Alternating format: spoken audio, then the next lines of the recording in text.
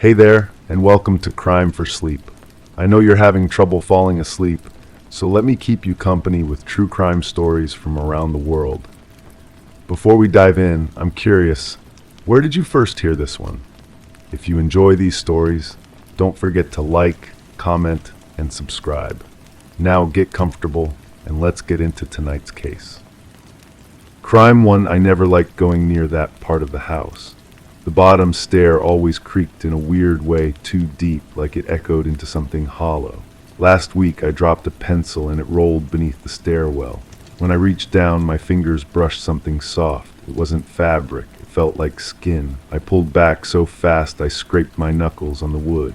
The next morning the pencil was on the kitchen counter. I live alone. I decided to check again, using a flashlight this time.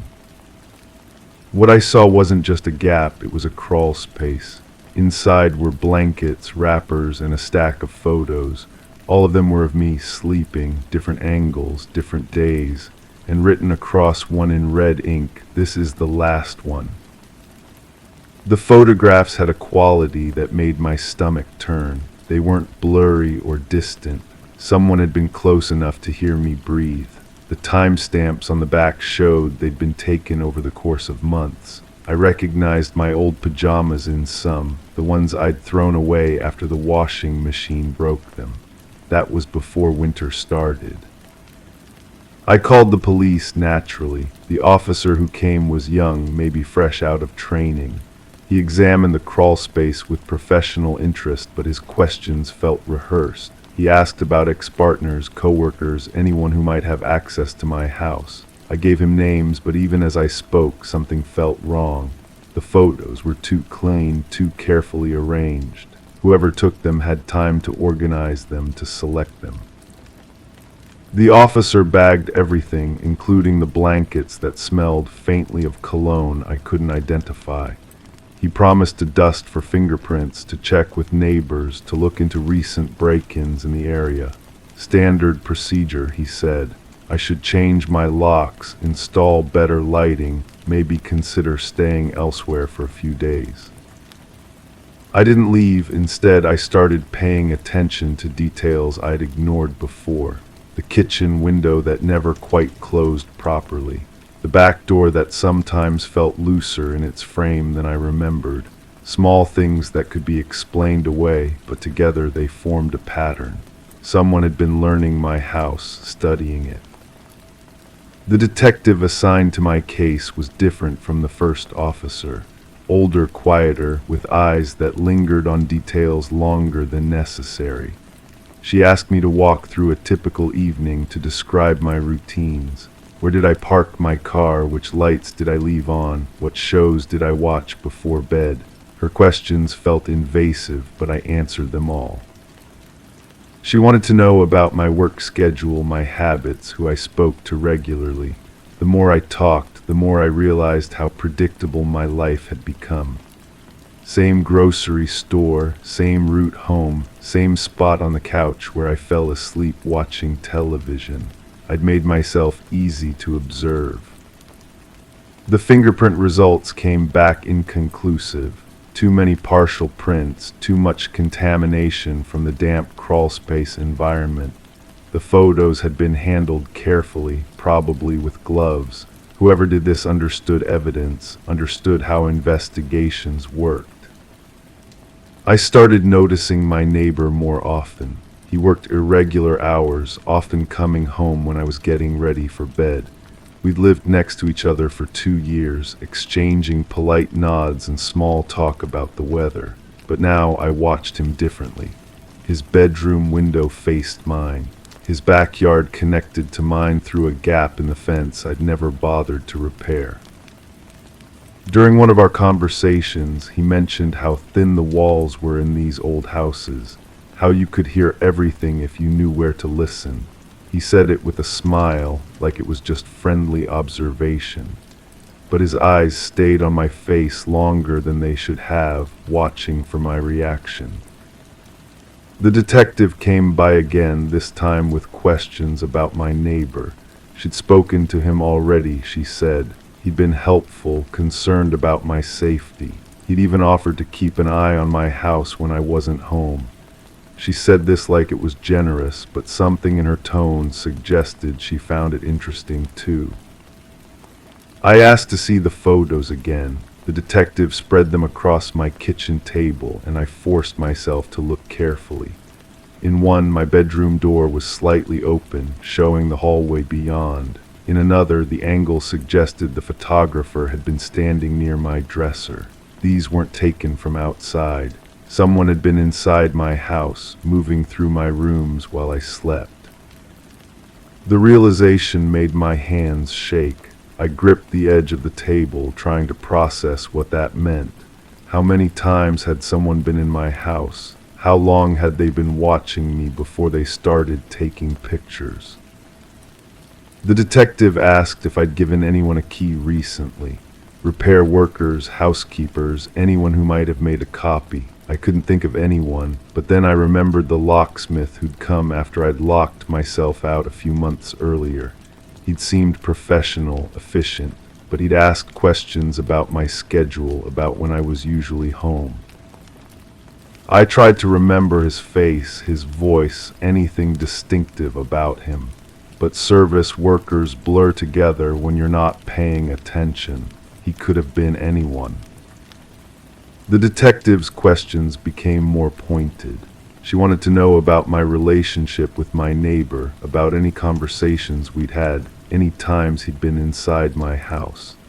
I told her about the morning my water had been shut off when he'd offered to let me use his shower, how he'd insisted on walking me through his house to show me where everything was, taking his time, pointing out features I hadn't asked about.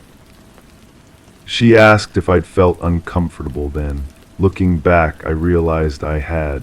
Something about the way he'd lingered in doorways, the way he'd watched me move through his space. But I dismissed it as awkwardness, misplaced friendliness. The investigation stalled, no new evidence, no clear suspect. The detective suggested I might want to install security cameras, change my routine, maybe consider moving. She said these cases sometimes went cold, that whoever did this might have moved on to someone else. But I couldn't move on. I found myself lying awake, listening to every sound, wondering if someone was still watching. The crawl space had been empty when they searched it, but that didn't mean it would stay empty. I started checking it compulsively, shining my flashlight into corners, looking for new signs of disturbance. One morning I found a single cigarette butt near my back door. I don't smoke, and neither did the previous tenant. It was fresh, the paper still white, the filter unweathered. Someone had been standing outside my house recently, taking their time, comfortable enough to smoke while they watched. I called the detective, but she seemed less interested this time. Could have been anyone, she said. A delivery person, someone walking by, not enough to reopen active investigation. She suggested I document anything else I found, keep a record, call if the situation escalated. That afternoon, my neighbor came by with mail that had been delivered to his address by mistake. He handed it to me with the same friendly smile, but his fingers brushed mine longer than necessary. As he turned to leave, he mentioned that he'd noticed I'd been having trouble sleeping. He could hear me moving around at night through the thin walls. His concern sounded genuine, but it made my skin crawl. How closely had he been listening? What else could he hear from his house? I started varying my routine, coming home at different times, parking in different spots. But the feeling of being watched persisted. Sometimes I'd catch a glimpse of movement in my peripheral vision, a shadow that shouldn't be there, a curtain shifting in a window that should be empty. The detective called to say they were closing the case. No new leads, no actionable evidence. She recommended I stay vigilant, keep my doors locked, trust my instincts. Standard advice that felt inadequate against the persistent feeling that someone was still out there, still watching, still waiting. I never found out who took those photos. The The crawl space remains empty, but I still check it regularly. My neighbor still smiles when we pass each other, still makes small talk about the weather. But now I notice how his eyes follow me, how he seems to know things about my schedule that I've never shared. Sometimes I wonder if the real crime wasn't the photos themselves, but the way they changed how I see everything around me. The way they made me question every interaction, every kindness, every moment when I thought I was alone. Maybe that was the point. Maybe the fear was always the intended result. The photos are locked away somewhere in an evidence room, but the feeling they created lives with me every day. In the creak of that bottom stair, in the gap beneath the stairwell, in the knowledge that someone was close enough to touch me while I slept, and I never knew they were there. Crime too, I used to fall asleep to the hum of the ventilation system. It was comforting. But then I started hearing words, not full sentences, just pieces, names I didn't recognize, descriptions of places I'd never been. At first I thought it was an echo from the neighbors, but the vents didn't connect to their side. One night I put my phone next to the grate and hit record. The playback made my skin crawl. It was my voice, saying things I'd never said, confessing to things I didn't do. I shut the vent and taped over it. That night the whispers didn't come from the vent, they came from my closet. The door moved slightly, just enough to creak, and from the darkness inside I heard it again, my voice, but it was crying. The police report sat on my kitchen table for 3 weeks before I touched it. My hands left fingerprints on the manila folder, same prints they'd taken when they brought me in for questioning. The detective had been polite but persistent, asking about my whereabouts during specific periods, showing me photographs I claimed not to recognize.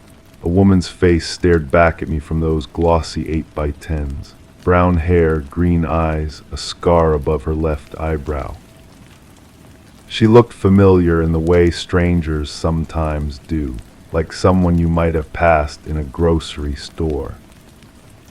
The recordings kept playing in my head, my voice but not my words, speaking about details I shouldn't know, places I'd never been, conversations I'd never had. The detective had played them back during the interview, watching my face for recognition. I remembered sitting there, feeling my palms sweat against the metal table, listening to myself describe the interior of a house I'd never entered, the smell of vanilla candles mixed with something else, something metallic. I started checking my sleep patterns, looking for gaps in my memory. The bedside clock would show one time when I closed my eyes, another when I opened them, but the math never added up. Sometimes I'd wake with dirt under my fingernails, though I couldn't remember gardening. My shoes would be by the door in the morning, arranged differently than I'd left them, with mud on the soles that hadn't been there before. The woman's sister called me on a Tuesday. Her voice was raw, exhausted. She'd gotten my number from the police file, wanted to meet somewhere public to talk. We sat across from each other at a coffee shop, the kind of place where conversations blend into white noise. She showed me more pictures, personal ones this time. Family gatherings, birthday parties, ordinary moments that made the woman real instead of just another case file photo. She told me about the last phone call, how her sister had mentioned feeling watched, hearing strange sounds in her house, finding things moved around. The sister's voice cracked when she described how the final voicemail had sounded different, scared in a way she'd never heard before. The timestamp on that message matched one of the gaps in my memory, one of those nights when the math didn't add up. I found myself driving past the house where it happened, though I couldn't explain why. The yellow tape was gone, but the windows remained dark. Neighbors would peek through curtains when I slowed down, probably wondering why a stranger kept circling their block. The garage door had been repaired, fresh paint covering whatever evidence had been there. I parked across the street one evening and just watched, waiting for something I couldn't name. The dreams started blending with reality. I'd wake up with the taste of someone else's fear in my mouth, remembering conversations I'd never had with people I'd never met. My therapist called it dissociation, stress-induced memory problems, but her explanations felt hollow. She prescribed pills that made the dreams foggier but never made them stop. The voice in the recordings kept echoing in my mind, describing things only the killer would know. I began researching the case obsessively, reading every news article, every court document available online. The evidence was circumstantial but compelling. DNA traces that couldn't be explained, witness statements that placed someone matching my description in the area, security footage too grainy to confirm or deny. The prosecution's case had holes, but so did my alibi. I couldn't account for my whereabouts with any certainty, couldn't prove I'd been anywhere else. The victim's diary, discovered weeks after the initial investigation, contained entries about strange phone calls in the middle of the night. Someone breathing on the other end, occasionally whispering words she couldn't quite make out. The handwriting analysis showed increasing agitation in her final entries, letters pressed deeper into the paper, words sometimes repeated multiple times. She'd written about feeling like someone was living her life alongside her, making the same choices, visiting the same places, but always just out of sight. My own journals from that period painted a similar picture. Entries I didn't remember writing, describing places I couldn't recall visiting, people whose names meant nothing to me. The handwriting was mine, but the thoughts felt foreign. I read about sleepwalking episodes I'd never experienced, conversations with neighbors I'd never spoken to, routine activities that seemed to belong to someone else's life. The detective called again months later. New evidence had surfaced, she said. Another recording, this one from a security system near the victim's house. A voice giving directions to someone, coordinates that led directly to where the body was found. The voice was muffled, distorted by poor audio quality, but the speech patterns matched the samples they'd collected from me. She wanted me to come in again, to listen to the recording, to explain how my voice had ended up on a security system I'd never seen. I listened to that recording in the police station, headphones pressed against my ears, feeling the walls close in around me. The voice was definitely mine, but the knowledge it contained was impossible. Detailed instructions about timing, about avoiding certain cameras, about the exact location where evidence should be disposed of. Information only the perpetrator could possess, spoken in my voice with my particular way of pronouncing certain words. The case remains officially unsolved. The evidence is compelling but not conclusive, the recordings authentic but inexplicable. I still live in the same apartment, still hear the ventilation system humming through the walls. Sometimes I catch myself listening for whispers, wondering if my voice is traveling through those metal channels again, carrying information I don't remember learning, confessing to crimes I don't remember committing. The victim's sister still calls occasionally. She doesn't ask questions anymore, just breathes on the other end of the line for a few seconds before hanging up. I think she knows something the police couldn't prove, something the recordings couldn't capture. In those moments of silence, I hear the same uncertainty that must have kept her sister awake in those final weeks, the same questions that eat away at the edges of memory and reason. I keep the police file in my desk drawer now, alongside my own journals from that period. Sometimes I read through both sets of documents, looking for connections I might have missed, explanations that might make sense of the impossible. But the harder I look, the more the truth seems to slip away, like trying to hold water in cupped hands. The only thing I know for certain is that somewhere in those dark spaces between sleep and waking, between memory and forgetting, the real answer is waiting. And I'm not sure I want to find it. Crime 3, I've kept a photo wall since I moved into this place.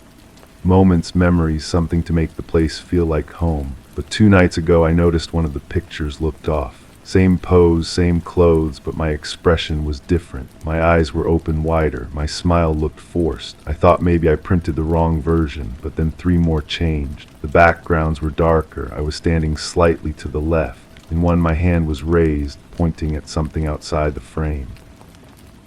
I took them down, flipped them over. On the backs, in thick marker, were short notes. Don't turn around. He sees you. This isn't your house. I didn't write them. The next morning, all the photos were back on the wall, flawless again, but the wall behind them had scratch marks. That's when I decided to investigate. The landlord had mentioned the previous tenant left abruptly, said she was a photographer, always taking pictures around the building. The superintendent still had some of her belongings in storage, boxes of negatives, contact sheets, equipment. I asked to see them. My hands trembled as I sorted through hundreds of photographs. Most were architectural shots, street scenes, candid portraits of neighbors. But buried beneath layers of ordinary images, I found something that made my stomach drop. Photos of my apartment, not just the rooms, specific angles that matched my wall perfectly. And in several shots, there were staging marks on the floor, tape outlines, positioning guides. The previous tenant hadn't just lived here, she had been documenting something, or someone. I called the building manager. She was reluctant to discuss the former resident, but eventually revealed that neighbors had complained about strange activities. People coming and going, sounds of furniture being moved repeatedly, and cameras, always cameras.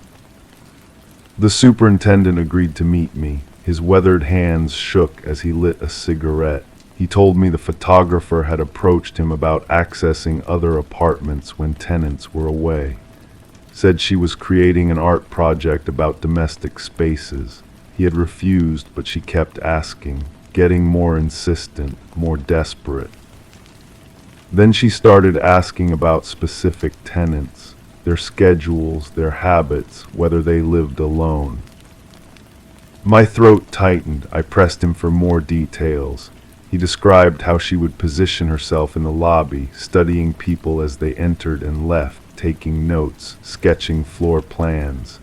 She had particular interest in women who lived alone on higher floors, women who kept regular schedules.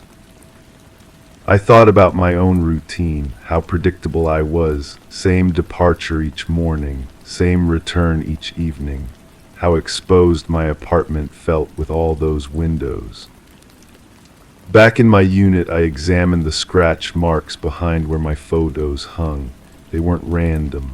They formed patterns, arrows pointing toward the bedroom, toward the bathroom, lines that mapped out movement paths through the apartment.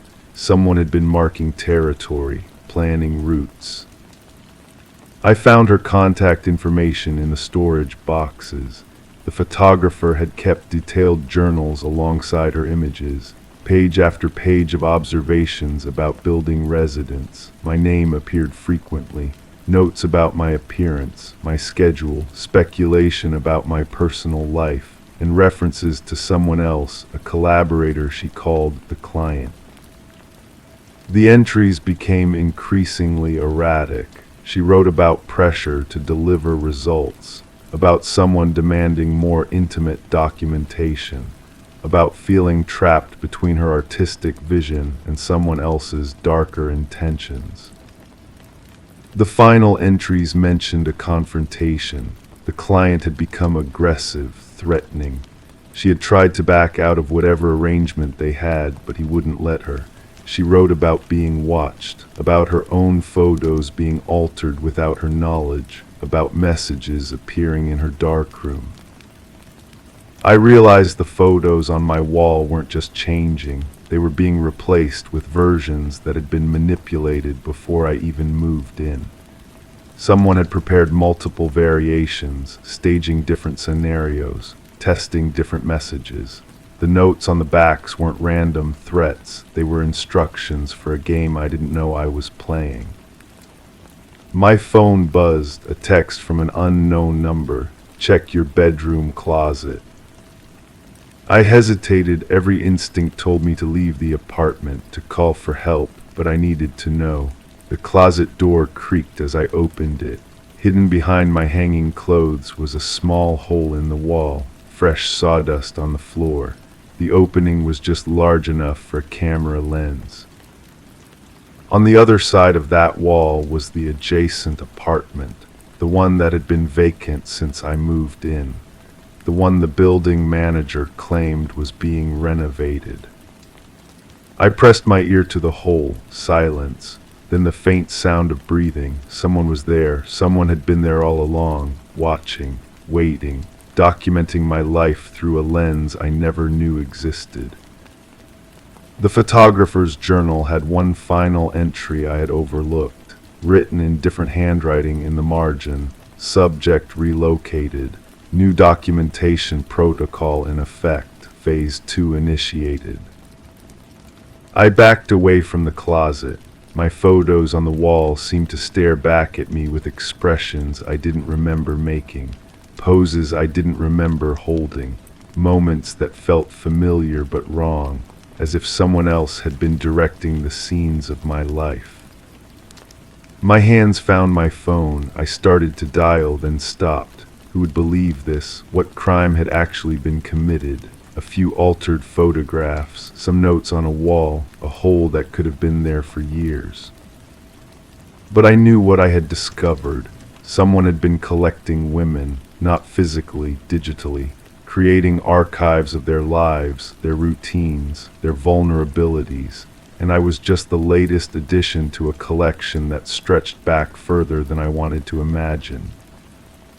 The breathing from the next room had stopped, but I could feel eyes on me, not through the hole in the closet, from somewhere else, somewhere I hadn't found yet. I left the apartment that night with only what I could carry, but I couldn't escape the certainty that those photographs, the real ones, were still being taken, still being collected, still being shared with clients who paid for intimate documentation of women who never consented to be seen. The case was never formally opened. There was no crime scene, no missing person, no evidence that would satisfy an investigation, just a woman who moved out suddenly and a photographer who had disappeared before her. But sometimes I wonder if I really escaped or if I simply became part of a different collection, in a different apartment, with a different hole in a different wall, and new photos that change when I'm not looking. Crime 4, it wasn't a new house, but the mailbox had clearly been replaced. Sleek black, untouched by weather, except there was no slot, no keyhole, no way to open it. Still, every day there was mail inside, not envelopes, objects, a glove, a spoon, a cracked phone screen, things that seemed random until I noticed they all matched things I owned, or used to own. Then came the ring I lost years ago, the one that disappeared in a move. I checked the back. My initials were still scratched on the inside. I decided to take the mailbox off the wall. It wouldn't budge. I pried at it with tools, still nothing. That night I left it alone. The next morning the door was wide open, empty, and my entire photo album was gone from the living room. I started keeping a journal after that, not for investigation purposes, at least that's what I told myself, just to track the pattern. The objects kept coming, a button from my old coat, a battery that looked exactly like one from my smoke detector. Each item felt like a message I couldn't decode, a conversation I was only hearing one side of. The woman next door had lived there longer than anyone. Her garden was always perfect, her curtains always drawn at the same angle. When I asked about the previous owners, her eyes shifted to the mailbox and back to me. She said they were quiet people, good neighbors, the kind who kept to themselves until they didn't anymore.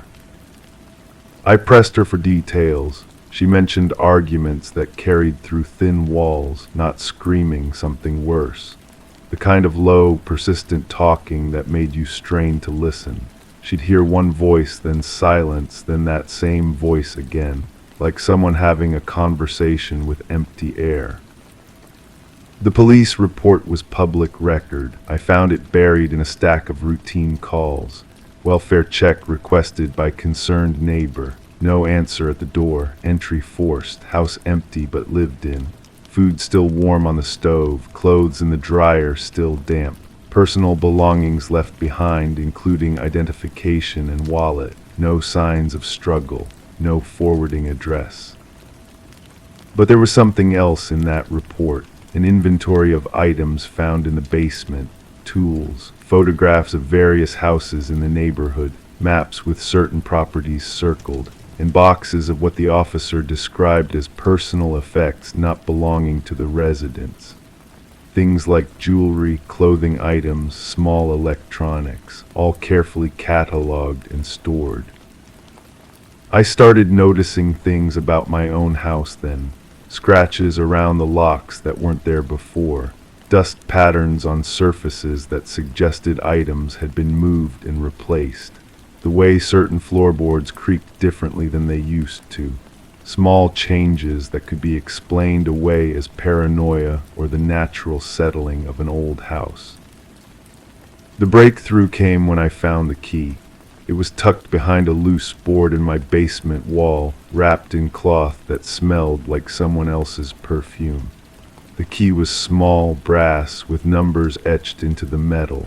It fit perfectly into a lock I discovered hidden beneath the mailbox, a second locking mechanism I'd never noticed. Inside, I found a notebook, pages of handwritten observations about the neighborhood, about me. My schedule, my habits, the things I threw away, the people who visited. But the handwriting changed throughout the book, sometimes neat and careful, other times hurried and erratic. Toward the end, it became almost illegible, like it was written by someone whose hands were shaking. The final entries were different. They weren't observations anymore, they were confessions. Admissions of taking things, of watching, of coming inside when no one was home. But they were written from my perspective, in first person, as if I had written them myself, as if I had been documenting my own crimes. I compared the handwriting to my own. In some places, it was identical. The woman next door moved away the following week. She left no forwarding address, but she did leave something in her mailbox. A photograph of me taken from inside my house while I was sleeping. On the back, written in that same shaking handwriting, were 2 words, "I'm sorry." I never found out who wrote in that notebook. The police filed it as evidence in a case that was never solved. The previous owners were never located. The woman next door was never found. But sometimes, when I'm alone in the house, I catch myself writing things I don't remember writing, making observations about my neighbors in handwriting that looks like mine but feels foreign. And every morning I check the mailbox, even though I know it's empty. Even though I'm the only one who has the key now. The ring with my initials is still on my dresser. I've never put it back on. Something about the way it feels against my skin reminds me of things I'm not sure I want to remember. Things about basement rooms I've never been in, and conversations I've never had with people whose faces I can't quite recall. The mailbox still has no keyhole on the outside, but sometimes when the light hits it just right, I can see fingerprints on the black metal. They're small, like a child's hands or someone who was very afraid. I've started leaving objects inside it again, not intentionally. I'll go to look for something, a pen, a photograph, a piece of jewelry, and find it missing from where I left it. Then, days later, there it is in the mailbox, waiting for me to discover it like I'm playing a game with myself. Or maybe someone else is playing a game with me. The notebook is still in my possession. Sometimes I read it, trying to understand what happened in this house before I lived here. But each time I open it, there are new entries, written in my handwriting, describing things I don't remember doing. Things I hope I don't remember doing. Crime 5, people started pointing it out in small ways. You sound different. Are you feeling okay? I didn't hear it at first, but one day I played a voicemail I'd left someone and it hit me. The voice wasn't mine. It was close enough that it passed in conversation, but it was flatter, slower, like someone was imitating me badly. Then came the recordings on my phone I didn't remember making. Me talking to someone in my living room, asking questions I don't recall, laughing at things that weren't funny.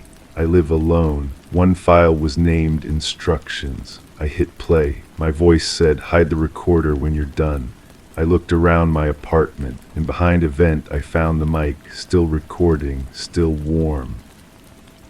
The device was small, professional grade. The kind investigators use, not something you'd pick up at an electronics store. I held it in my palm, feeling its weight, and noticed my hands were trembling.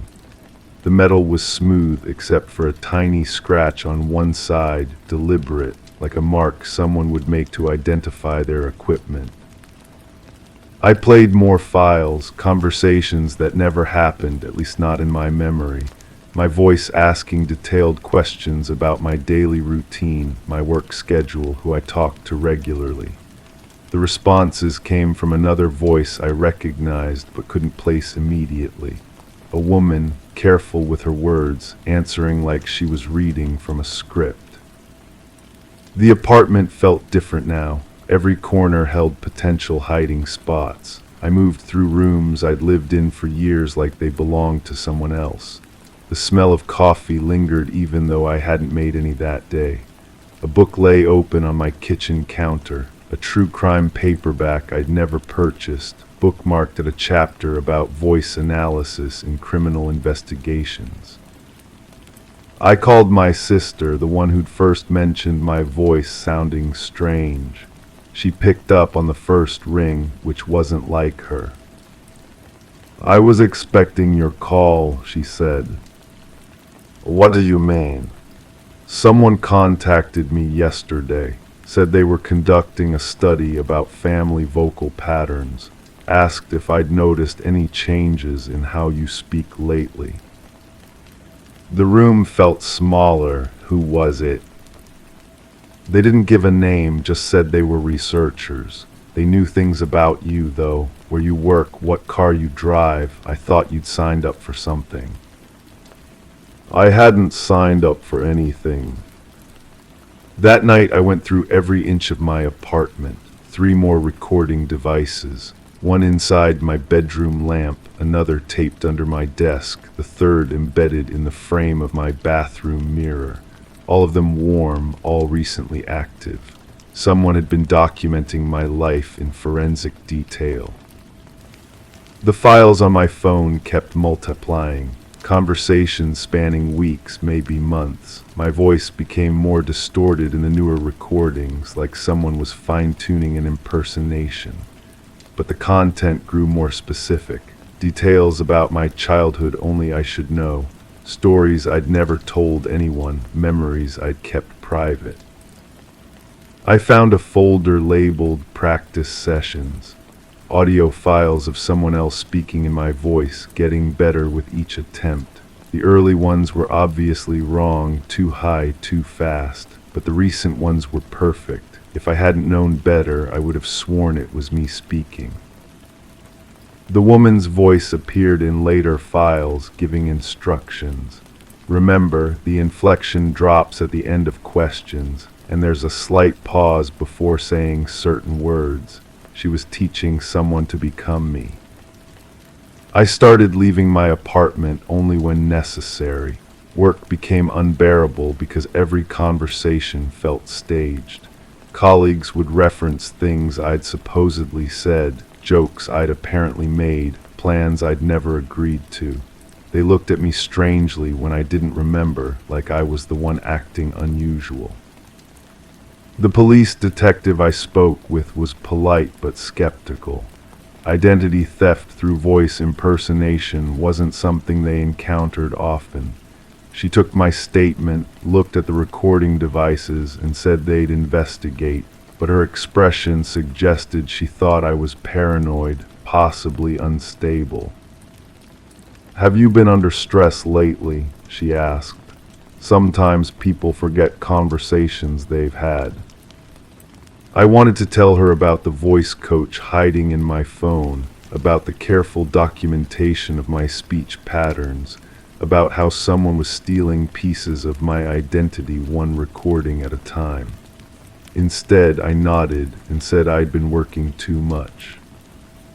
The breakthrough came from an unexpected source. A neighbor knocked on my door, holding a package that had been delivered to the wrong address. As she handed it over, she studied my face carefully. "You look exactly like her," she said. "Like who?" "The woman who's been using your apartment. She said she was house-sitting while you were out of town. Very polite, but something felt off. She knew too much about your routine." My legs went weak. Someone had been living my life while I was living it, using my voice, my apartment, my identity. The recordings weren't just for practice. They were documentation, evidence of a life being systematically replaced. I never found out who she was. The investigation stalled when the recording devices came back clean of fingerprints and the phone files mysteriously corrupted themselves. The detective suggested I change my locks and maybe consider therapy for stress management. But sometimes, late at night, I hear my own voice coming from somewhere in the building. Not through walls or vents, but from directions that don't make sense. It's me, but not me, having conversations I'm not part of, living a life that runs parallel to mine. I've stopped answering my phone unless I can see who's calling, because the last voicemail I received was from myself, inviting me to dinner at a restaurant I've never been to, in a voice that sounds more like me than I do. Crime 6, I was cleaning the tiles when I noticed a faint outline beneath the soap tray. It looked like a seam. I scraped the grout away and revealed a handle, hidden, rusted. I pulled it. The floor lifted, revealing a space barely large enough to crawl through. At the bottom was a crate sealed shut with rope. I cut it open. Inside were children's shoes, scorched at the toes, and a VHS tape with no label. I don't even own a VHS player. I left the crate untouched and covered the door.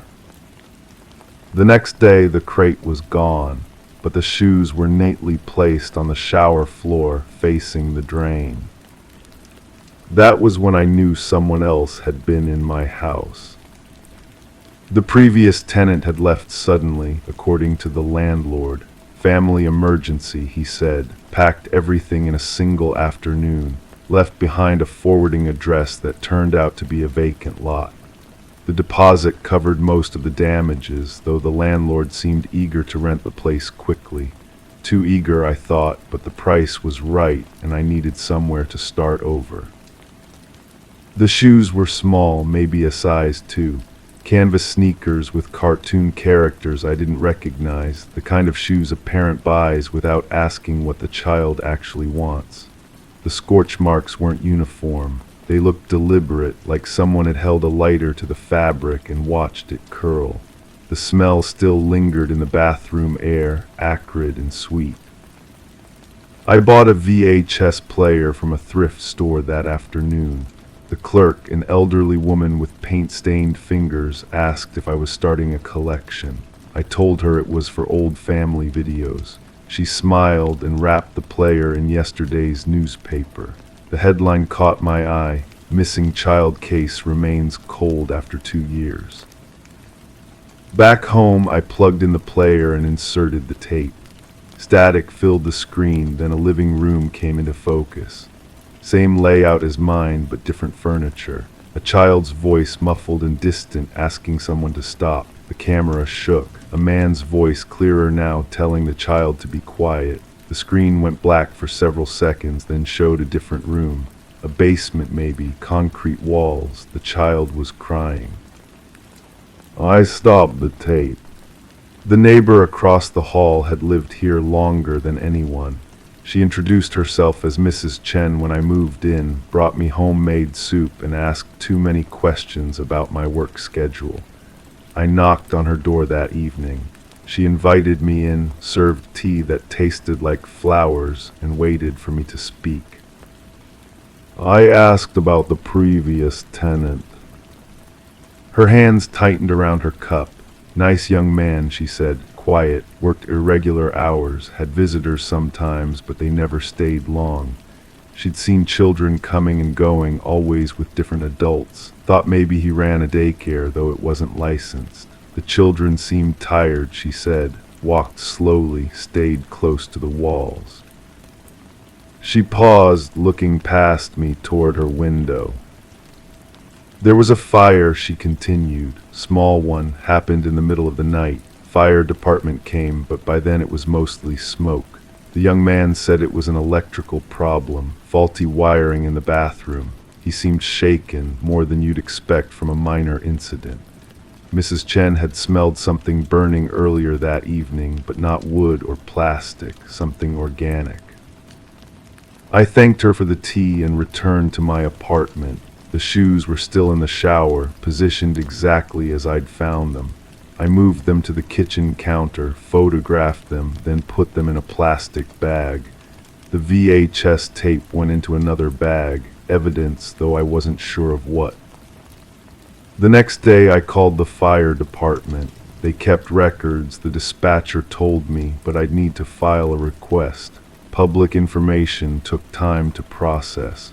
I gave them the address and date Mrs. Chen had provided, 3 business days minimum. I spent those days researching missing children cases in the area. The library's computer was slow, but the archives were extensive. Faces stared back at me from newspaper articles and police bulletins. So many faces. Some had been found, returned to grateful families. Others remained ghosts, their photos aging in databases while the children themselves stayed forever young. One article caught my attention. A boy aged 7 disappeared from a playground while his babysitter was distracted. The babysitter described a man who'd been watching the children play, someone who seemed familiar but couldn't be placed. The investigation stalled when witnesses provided contradictory descriptions. The case went cold after 18 months. The boy had been wearing canvas sneakers when he vanished. The fire department called back sooner than expected. The report was brief: minor electrical fire, contained to one room, no injuries reported. But there was a note in the margin, handwritten by the responding officer. Unusual odor, possibly organic material. Owner refused entry for full inspection. I drove to the address listed as the previous tenant's workplace. It was a storage facility on the edge of town, rows of metal buildings surrounded by chain-link fence. The manager, a woman with calloused hands and suspicious eyes, remembered him. Good worker, she said, never missed a shift, kept to himself. Rented a unit here too, though she couldn't tell me which one without proper authorization. I walked the rows anyway, looking for signs of recent activity. Most units showed dust and neglect, padlocks green with age, but one caught my attention. The concrete in front was cleaner, recently swept. The lock was new, brass still bright. I pressed my ear to the metal door and heard nothing. That evening I watched the rest of the VHS tape. The basement scene continued for several more minutes. The child's voice grew quieter, then stopped altogether. The camera focused on a corner where toys were scattered across the floor. Broken toys, pieces missing, as if they'd been through something violent. Then the screen went black again. When the image returned, it showed my bathroom. Same tiles, same fixture placement, but a different shower curtain. The camera panned down to the floor, lingering on the spot where I'd found the trapdoor. Someone was digging, their hands visible at the edge of the frame. Adult hands, methodical and careful. They placed something in the hole, covered it, replaced the tiles. The work was professional, barely detectable. The tape ended there. I called the police that night. The officer who took my statement seemed tired, uninterested in another cold case theory. He took the VHS tape and the photographs of the shoes, promised to forward them to the appropriate department. Follow up in a week, he said. Sometimes these things take time to connect. But I knew they wouldn't connect, not officially. Too much time had passed, too many questions without answers. The previous tenant had vanished as completely as the child in the tape. The storage unit would require a warrant, and warrants required more evidence than scorched shoes and grainy video. I stopped sleeping in the apartment that week. Hotel rooms felt safer, anonymous, but I kept returning during the day, drawn back by questions I couldn't answer. The trapdoor remained sealed, but I could feel its presence beneath my feet. Sometimes I thought I heard sounds from below, faint scratching or movement. Probably pipes, I told myself. Old buildings make noise. Mrs. Chen stopped answering her door. I saw her curtains move when I knocked, shadows shifting behind the fabric, but she wouldn't come out. The soup she'd left outside my door went untouched, growing cold and eventually molding. Even the building's maintenance staff seemed to avoid our floor. The fire report haunted me.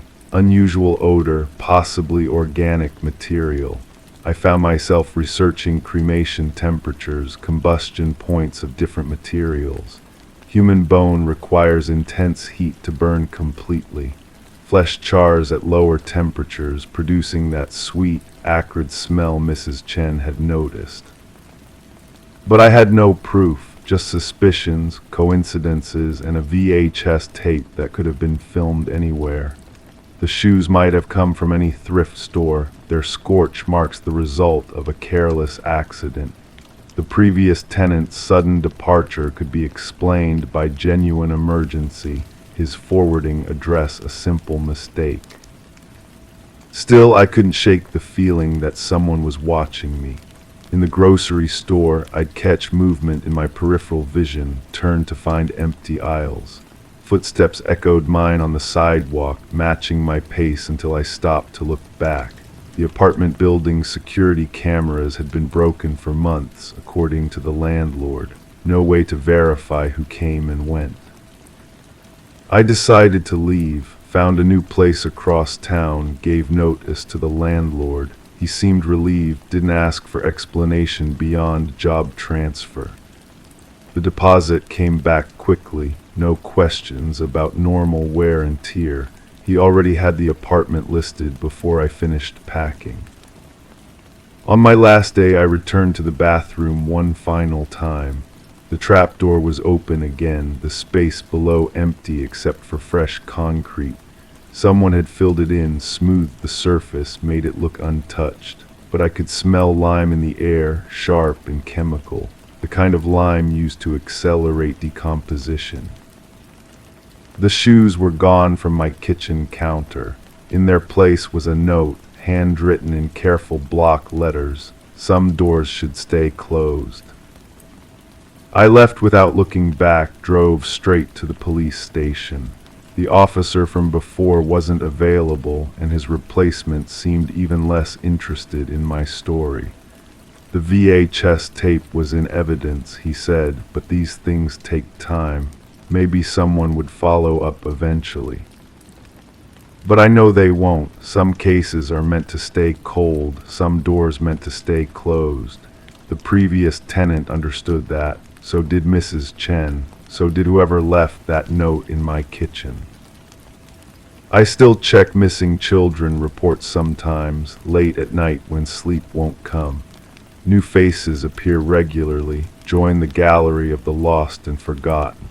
I wonder how many hidden spaces exist in ordinary homes, how many secrets lie beneath our feet, how many people choose not to see what's right in front of them. The new apartment is quiet, clean, unremarkable. No trapdoors, no hidden compartments. But sometimes I catch myself listening for sounds from below, checking corners for disturbed dust. Some habits are hard to break. Some questions refused to stay buried. And sometimes, in that space between waking and sleeping, I wonder if I was meant to find that door. If the previous tenant chose me specifically, someone who would look but not look too hard, ask questions but not demand answers, someone who would eventually walk away. Maybe that's what he counted on all along.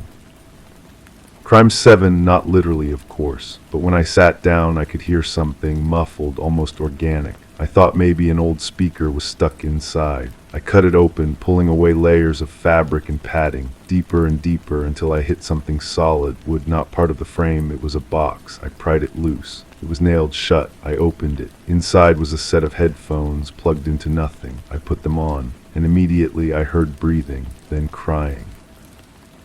Then a voice saying, "Please stop." That's when I noticed the fabric I'd removed was stitched with names. Dozens of them, all first names, none of them mine. The estate sale had been unremarkable. Old furniture, dusty books, the usual remnants of someone else's life. The seller, an elderly woman with nervous hands, had insisted the couch was her late husband's favorite piece. She kept touching the armrest while she spoke, like she was saying goodbye to an old friend. Her fingers left small impressions in the worn velvet. I should have noticed how she couldn't meet my eyes when I asked about its history. The recording in the headphones wasn't random noise, it was a conversation. A woman's voice trembling, asking questions I couldn't quite make out through the static. Then a man's voice, deeper, more controlled. The woman kept apologizing for something. The man kept telling her to be specific about what she'd done wrong. The audio quality was poor, like it had been recorded on an old cassette deck, but the emotion was crystal clear. Fear, pure, undiluted fear. I pulled the headphones off and examined them more carefully.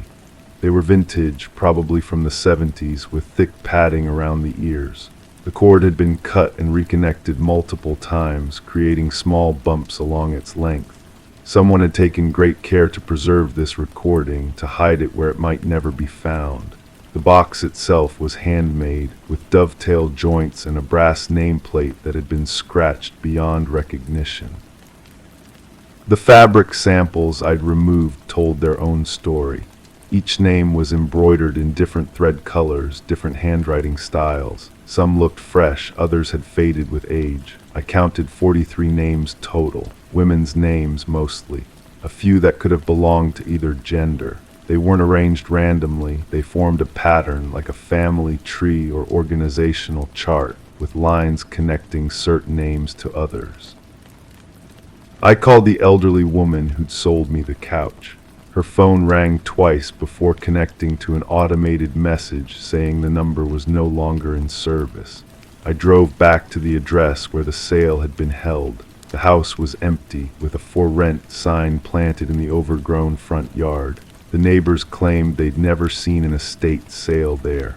One woman insisted the house had been vacant for months.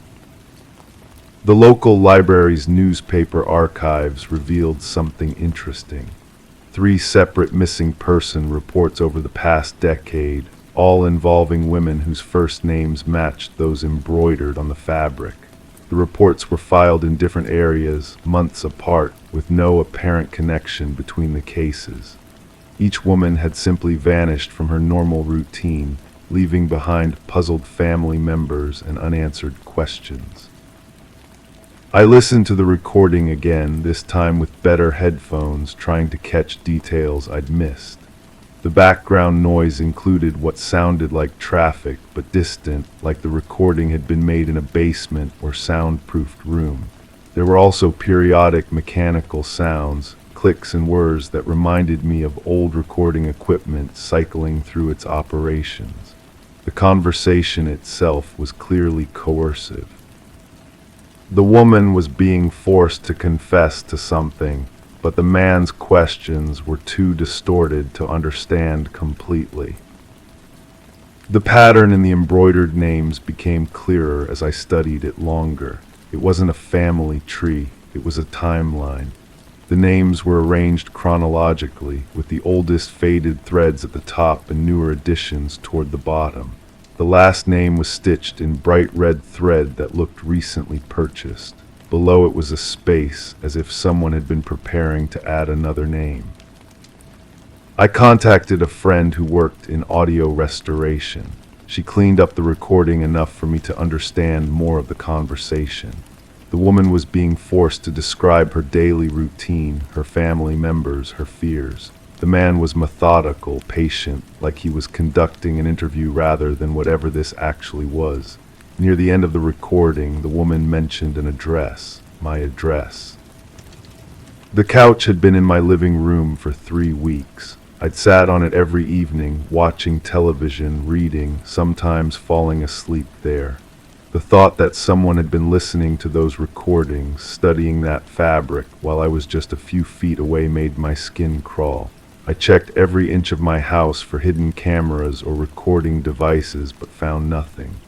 Still, the feeling of being watched persisted. I started researching the previous owners of my house. The property records showed it had changed hands frequently over the past 15 years, with most owners staying less than 2 years. One name appeared multiple times in the transfer documents, always as a witness or estate executor, never as the actual buyer or seller. This person seemed to have an unusual interest in the property's transactions. The recording equipment hidden in the couch was more sophisticated than I'd initially realized. A small digital recorder had been wired to the headphones, set to activate whenever someone sat on the cushions. It had been recording for weeks, capturing hours of my private conversations, phone calls, and daily activities. The memory card was nearly full. I found the elderly woman's real name through the property management company that had handled the fake estate sale. She was living in a care facility across town, suffering from advanced dementia. When I visited her, she didn't remember selling me anything, but when I mentioned the couch, her expression changed. She grabbed my arm with surprising strength and whispered that she'd tried to burn it twice, but it kept coming back. The nurses said she often talked about furniture that wouldn't stay destroyed. The audio recordings on the memory card included more than just my activities. There were older files dating back months featuring different voices in different locations. Each recording followed the same pattern, normal household sounds interrupted by the same coercive questioning. The same methodical voice asking about routines, relationships, fears, always ending with the victim providing their address. I'm writing this because I found my name embroidered on a new piece of fabric today. It was folded neatly and placed under my front door while I was at work. The stitching is fresh, done in the same bright red thread as the last name on the couch. Below my name is another blank space, as if someone is still collecting names, still adding to the pattern. The couch is gone now. I donated it to a charity shop across town, but I keep checking their website to see if it's been sold. I've changed my locks, installed a security system, and moved my bedroom to the back of the house. But I still hear that breathing sometimes, late at night when the house is quiet. And I wonder if the next person who finds that couch will be smart enough to look inside, or if they'll just sit down and become part of the pattern. The recording is still playing somewhere. I can feel it. Crime 8, I woke up with a strange itch on the soles of my feet like tiny bites. I checked for bugs, found nothing, but the carpet it felt off, too warm in places. I pressed down with my palm, it pulsed. I thought I imagined it until I moved the table and saw the imprint of a body, long, full-sized, like someone had laid there for hours. I hadn't had anyone over. I peeled back a corner of the rug. The floor underneath was soft, not like wood, like meat.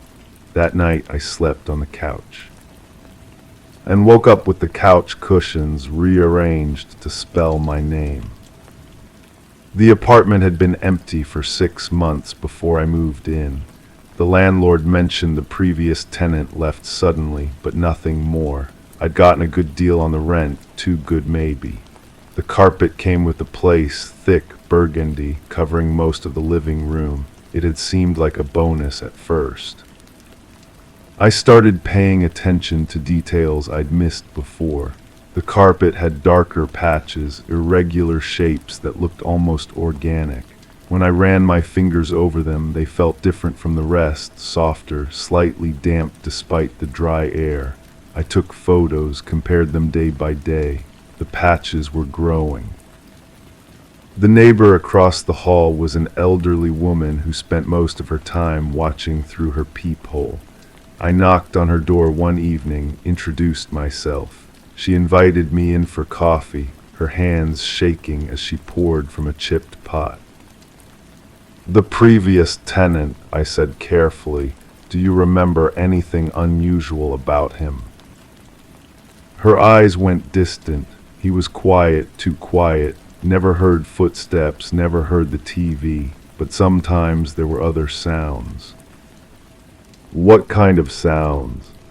She paused, staring into her cup, dragging like furniture being moved, but it went on for hours, always at night. I asked about visitors, delivery trucks, anything that might explain the sounds. She shook her head. No one came, no one left, not until the end. Back in my apartment, I examined the carpet more closely. Under bright light, I could see fibers that didn't match the rest. They were coarser, darker, and they formed patterns that looked almost like stains. But not ordinary stains. These had texture, depth, as if something had been pressed into the fibers and left a permanent impression. I found a receipt tucked behind the refrigerator, dated from months ago. It was for carpet cleaning supplies, industrial strength, the kind used for biological contamination. The handwriting was shaky, desperate. At the bottom, someone had written, "It won't come out," in pencil. The building superintendent was reluctant to talk about the previous tenant. I cornered him in the basement while he was checking the water heater. His face went pale when I mentioned the apartment number. "That guy," he muttered. "He stopped paying rent 3 months before he left, but we couldn't evict him. Every time we went up there, he'd answer the door like everything was normal, except he looked different each time, thinner, sick." "Did anyone file a missing person report?"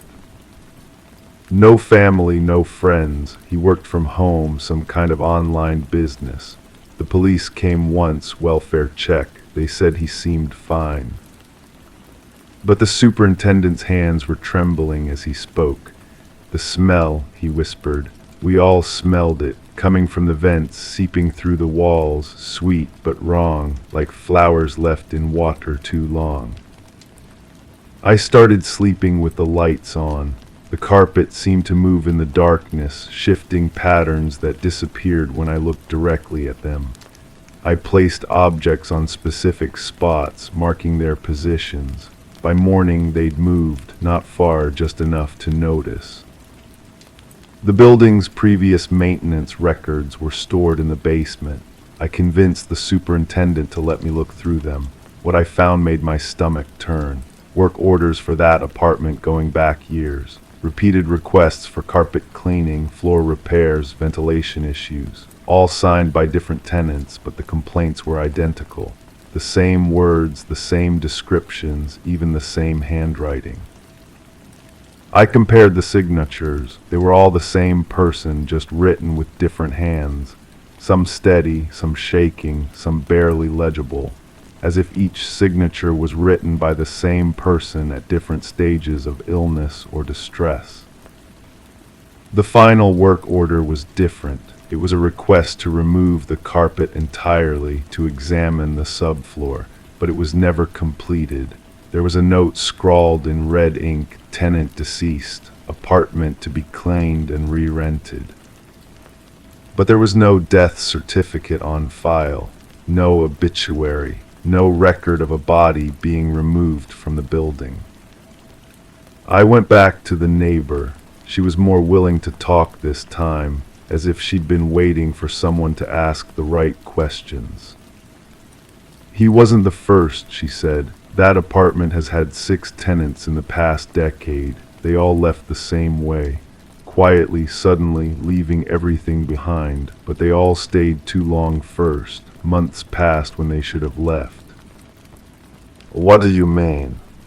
You can see it happening. They get thin, pale. They stop leaving the apartment, stop answering the door, but they're still there, moving around at night.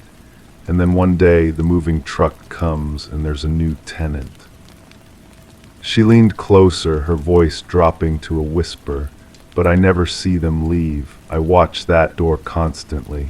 I've never seen any of them actually leave. I realized I hadn't left the building in 3 days. The thought of going outside made me feel sick, dizzy. The carpet under my feet felt warm, comforting. When I sat on the floor, it seemed to mold itself to my body, supporting me in ways that felt too personal, too intimate. The building records showed something else. The carpet had been installed decades ago, long before any of the recent tenants, but it looked new, fresh, as if it regenerated itself. The fibers were too perfect, too uniform, except for those dark patches that kept spreading. I found a camera in the apartment's smoke detector, so small I almost missed it. It wasn't connected to any security system I could find. The memory card was full of footage showing the apartment at night, empty except for the carpet. But in the videos, the carpet moved on its own, rippling like water, forming shapes that looked almost human. The final video showed me sleeping on the floor, but I was facing the wrong direction, my body contorted in ways that should have been painful. And I was smiling, even though I remembered having nightmares. I tried to leave that night, packed my things, called a friend to help me move. But when I reached for the door handle, my hand wouldn't obey. My legs felt heavy, rooted to the floor. The carpet beneath my feet pulsed with what felt like a heartbeat. The friend arrived, knocked on the door, called my name. I opened my mouth to answer, but the words that came out weren't mine. "I'm fine," I heard myself say. "I've decided to stay." Through the peephole, I watched my friend leave, confused and concerned. I wanted to run after him, to scream for help, but my body wouldn't move. The carpet felt warm against my bare feet, almost alive. Now I understand why the previous tenants never left, why their signatures got weaker with each work order. The carpet doesn't just cover the floor, it feeds on whoever lives here, slowly, patiently, until there's nothing left but the impression of a body pressed into its fibers. I've been writing this story for weeks, trying to document what's happening, but each time I read it back, the words have changed. The handwriting looks different, shakier. Sometimes I find pages I don't remember writing, signed with names I don't recognize. The building superintendent came by yesterday. He looked at me through the crack in the door and nodded as if he'd seen this before. "The new tenant will be moving in next month," he said. "We'll need you to clear out by then." But I know I won't leave. None of us ever do. We just become part of the pattern, another dark patch in the carpet, another signature on a work order that will never be completed. The itching on my feet has stopped. I can't feel my toes anymore. When I look down, I can't tell where my skin ends and the carpet begins. Someone new will move in soon. They'll get a good deal on the rent, think they're lucky. They'll love the thick burgundy carpet that covers most of the living room. And late at night, when they're sleeping, they'll feel it pulse beneath them like a heartbeat, warm and alive and hungry. The pattern continues. It always has. It always will. Crime 9, I heard it first in the hallway, a low thrum like a heartbeat too deep to be mine. I pressed my hand against the wall. It expanded under my touch, then deflated. I called a contractor who swore there were no vents behind that part of the wall. I asked a neighbor to come feel it. By the time they arrived, the wall was still. But now every time I walk past it, it sighs, soft and disappointed. One night I pressed my ear against it. And from within I heard my own voice whisper, "Don't leave me again." That's when I started keeping the journal, not for the wall, but for her, because I realized the voice wasn't mine at all. It belonged to someone who used to live here before me, someone whose belongings I'd found scattered in boxes in the basement storage room. Old photographs, letters tied with ribbon, a diary with pages torn out. The previous owner had left in a hurry, the realtor told me. Family emergency. But the more I read through those scattered papers, the more I understood that emergencies don't usually involve leaving behind wedding rings and birth certificates. The first photograph I found showed a woman with dark hair standing in this very hallway, her hand pressed against the same wall where I'd felt the breathing.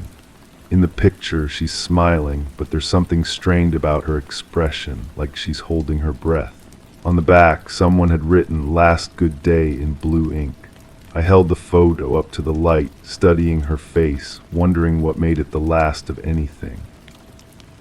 The diary entries I could still read painted a picture of isolation. She wrote about sounds in the walls, about feeling watched, about phone calls where no one spoke but she could hear breathing on the other end. Her handwriting grew shakier as the pages progressed. The final legible entry mentioned a man who'd been coming around, asking questions about her husband. She'd underlined the word "husband" 3 times, so hard the pen had torn through the paper. I started asking around the neighborhood casually at first. The elderly woman next door remembered her, said she'd seemed nervous those last few weeks, always looking over her shoulder, checking the locks multiple times. Another neighbor mentioned seeing a car parked across the street for days, someone sitting inside smoking cigarettes and watching the house.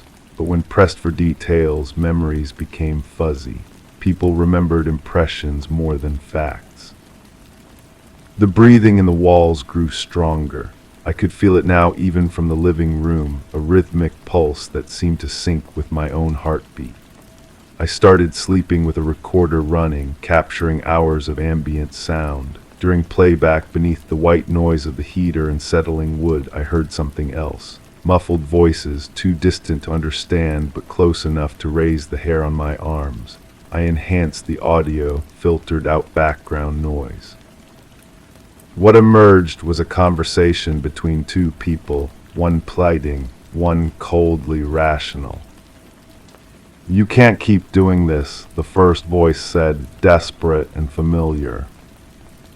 "You don't understand the situation," came the reply, measured and calm. "I won't let you hurt anyone else. You don't have a choice anymore." The recording cut to static after that, but I'd heard enough. I knew that first voice belonged to the woman in the photographs. The second voice, though, remained unidentifiable, neither distinctly male nor female, just coldly methodical. I found the police report buried in public records, a missing person case that had gone cold after 2 weeks. The woman had simply vanished, leaving behind no note, no indication of where she might have gone. Her husband had been questioned extensively but cleared of any involvement. He'd been out of town on business, had receipts, witnesses, an airtight alibi. The case file mentioned inconsistencies in his statements about their relationship, but nothing concrete enough to pursue. The most disturbing detail came from the forensics report. They'd found traces of blood in the basement, but not enough to indicate serious violence. Just a few drops, like someone had cut themselves opening a can or handling broken glass. The report noted that the blood had been cleaned with bleach, which struck the investigators as unusual for such a minor amount. People don't typically bleach away small accidents. I decided to visit the basement again, armed with a blacklight I'd ordered online. The previous searches had been cursory, focused on the obvious storage areas. This time I examined every corner, every pipe, every support beam. Behind the furnace, in a space barely wide enough for a person to squeeze through, I found scratches in the concrete wall, deep gouges that formed letters when I traced them with my finger. "He knows." The breathing in the walls stopped after that discovery. The house fell silent in a way that felt more ominous than the mysterious sounds had been. I called the detective who'd handled the original case, now retired but willing to meet for coffee. He remembered the investigation clearly, said it had bothered him for years afterward. The husband was clean on paper, he told me, stirring sugar into his cup with shaking hands. But there was something off about him, too calm, too prepared for every question. Most people in his situation would be frantic, desperate for answers. He seemed more concerned with managing the investigation than finding his wife. The detective had kept unofficial notes, details that hadn't made it into the formal report. The husband had tried to have the house put up for sale within days of his wife's disappearance, claiming he couldn't bear to live there anymore. When family members objected, he backed down, but continued making arrangements privately with real estate agents. The detective had also noticed that the husband seemed unusually familiar with police procedures, asking specific questions about evidence collection and witness interviews.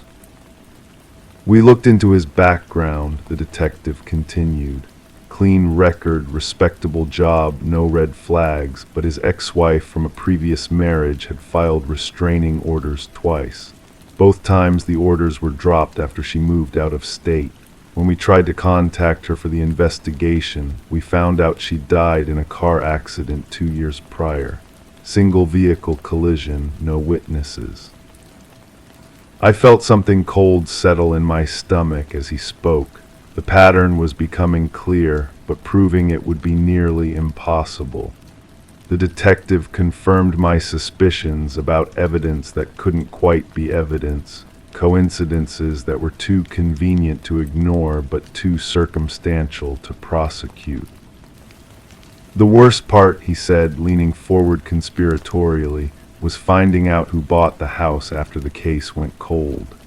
Real estate records showed it was purchased by a shell company, but when we dug deeper, the company was registered to a lawyer who'd represented the husband in his divorce proceedings. The husband got his sale after all, just with extra steps to maintain plausible deniability. I left the coffee shop with more questions than answers, but one fact had crystallized in my mind. I was living in a crime scene that had been deliberately obscured. The breathing walls, the voices in the recordings, the scratched message behind the furnace, they weren't supernatural phenomena. They were evidence of someone's final, desperate attempts to leave a trail. That night I sat in the hallway where it had all started, my back against the wall that had first drawn my attention. I closed my eyes and listened to the silence, trying to imagine what she had experienced in those final days.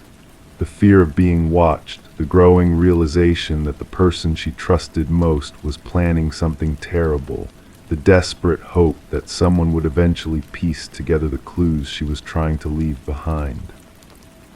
The house holds its secrets differently now. I've stopped trying to record the voices or document the anomalies. Instead, I've become a custodian of her story, protecting the evidence she risked everything to preserve. The photographs remain in their hiding places, the diary stays locked in my safe, and the scratched message behind the furnace serves as a reminder that some truths are too dangerous to fully expose. Because I've learned something the original detective suspected but could never prove. The husband never really left. The shell company that bought the house, the lawyer who facilitated the sale, the systematic removal of any trace of what happened here, it all points to someone with resources, connections, and the patience to wait for the investigation to fade from public memory. Sometimes I catch glimpses of a figure watching the house from different vantage points around the neighborhood. Never the same location twice, never close enough to identify clearly, but always there at the edges of my peripheral vision. I've started varying my routines, taking different routes to work, shopping at different stores. Not because I'm afraid, but because I understand now that some investigations never really end. They just change investigators. The walls have stopped breathing, but the house still whispers her story to anyone willing to listen. And someday, when the timing is right and the evidence is overwhelming, someone will finally hear it loud enough to act on what they've learned. Until then, I keep her secrets safe, knowing that patience is the only weapon left in a game where the rules were written by the person who had the most to lose. Story 10. The real estate listing made no mention of a basement. The blueprints remained silent on its existence. Yet as the family peeled back the worn carpet, a hidden door emerged, its handle rusted and weighty. With combined effort, they forced it open, unveiling a gust of stale air heavy with the perfume of moist soil. Descending steps beckoned into the shadows below. Their expectation of storage shifted as they encountered a solitary chair beneath a swaying light bulb. Adorning the wall behind it, a series of photographs depicting them. Images stolen from within the confines of their own home. The Mercer family settled into the suburban dwelling amidst the grip of winter, when darkness descended swiftly and skeletal trees loomed against the frigid sky. The aged two-story abode, with its weathered exterior and creaking floors, exuded a charm they had convinced themselves of. A charm intertwined with a history they had not fathomed, one that would violently collide with their present. Detective Sarah Connors arrived at the scene alongside her partner, the crime scene unit already cordoning off the area with fluttering yellow tape. Mrs. Mercer's quivering voice had relayed the discovery beneath their living room floor, prompting Connors to order a meticulous documentation before further exploration. Gloved hands expertly clasped the camera, illuminating the stairwell in sudden bursts as the forensic team captured the eerie scene. The wooden steps groaned beneath their weight as they descended into the compact basement, akin to the size of a standard bedroom, its concrete walls painted a somber gray. Positioned at the room's heart, a solitary chair stood bolted to the ground. Above it, a stark bulb cast sharp shadows that drifted from an unseen breeze. Yet it was the lineup of photographs that commanded attention. 37 images arranged meticulously in chronological order. These date back nearly 4 weeks, noted Connor's partner, scrutinizing the timestamps inscribed on the prints. Look at this one, Mrs. Mercer dozing on the couch, Mr. Mercer at the kitchen table, the children in their rooms. Despite a thorough investigation, no signs of forced entry emerged, no shattered windows or tampered locks. The security system had remained silent. Nothing had been stolen, only their privacy and the sense of security that once enveloped the family. Forensics identified multiple fingerprints throughout the basement, most belonging to past owners of the property. Records unveiled a revolving door of ownership, with 6 families preceding the Mercers, each departing within a year and selling at diminishing values.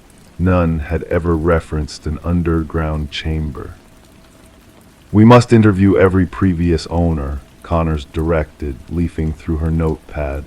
The case grew increasingly disconcerting as they traversed back through the property's history.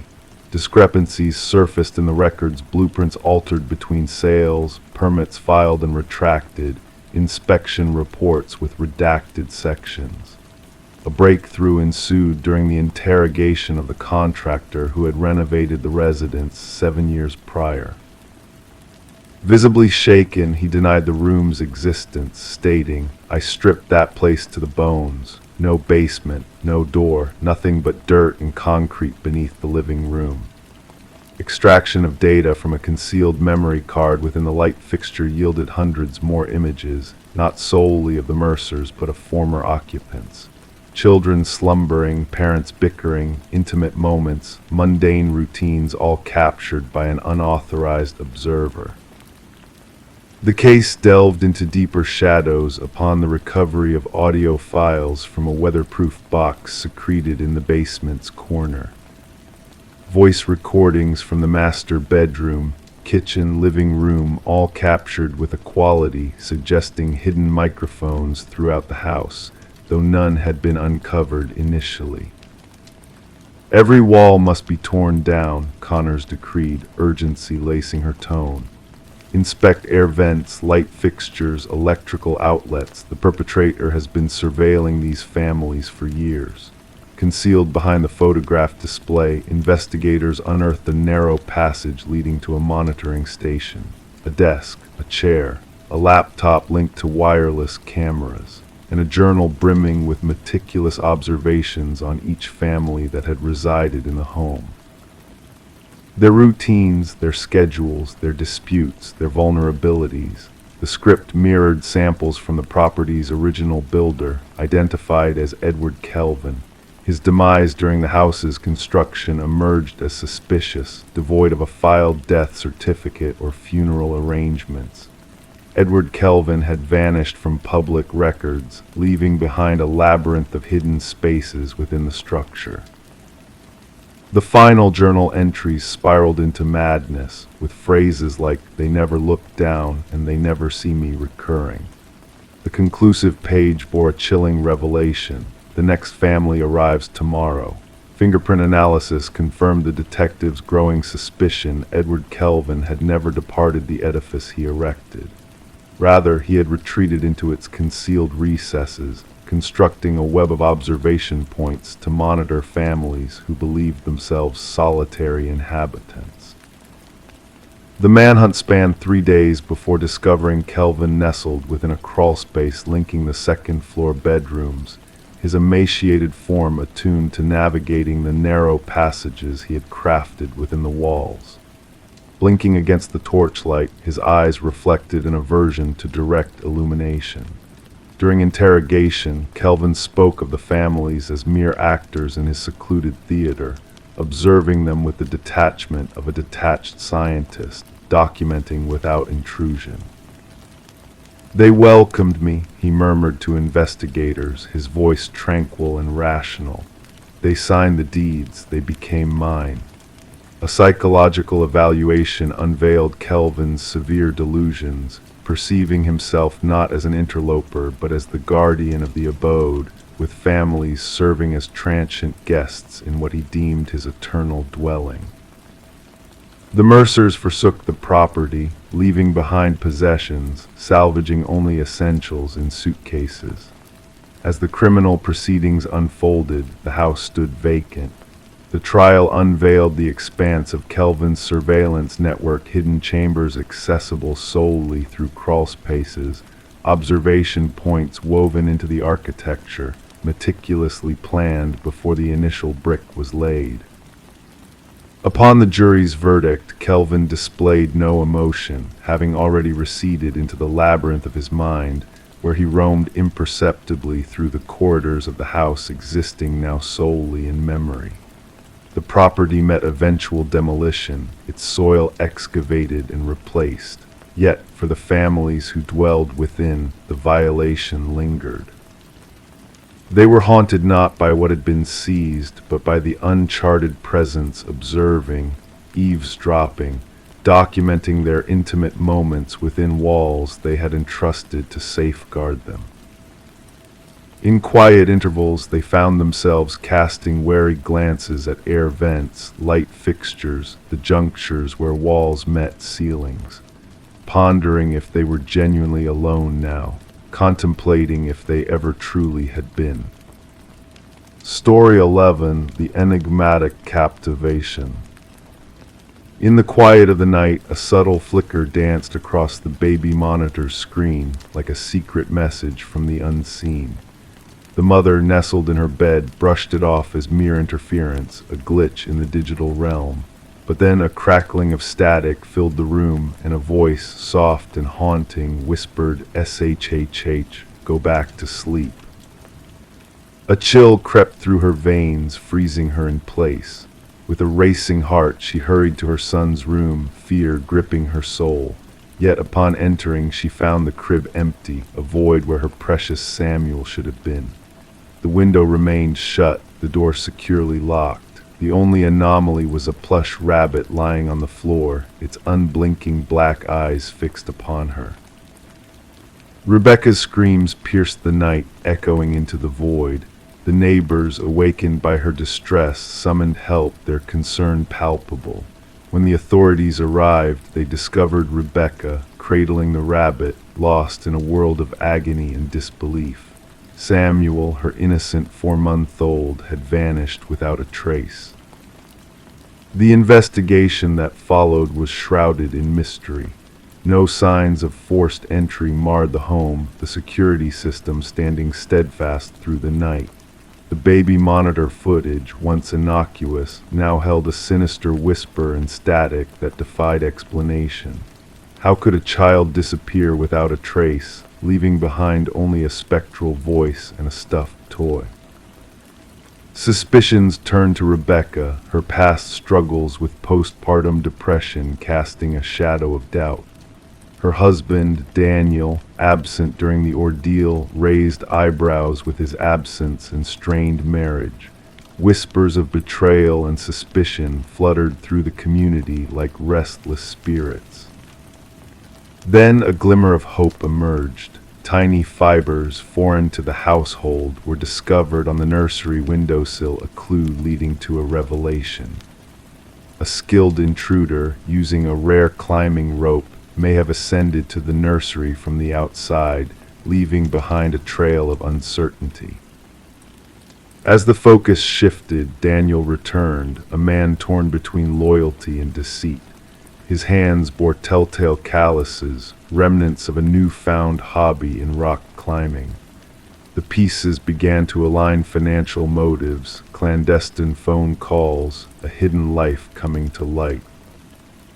The web of deception unraveled further with each discovery. The baby monitor, once a source of comfort, now revealed a dark truth. Hacked and manipulated, its whispers were not from within, but a remote echo of malice. The trail led to a basement where Samuel was found, tended to by a woman named Elaine, a specter from Daniel's past. Elaine's eyes held no remorse as she was led away, her connection to Daniel unearthed through shadows of the past. A plan crafted in secrecy, a child claimed as restitution, and the echoes of a miscarriage haunting their every step. In the courtroom, silence reigned as the baby monitor's audio played, unraveling the tapestry of deceit.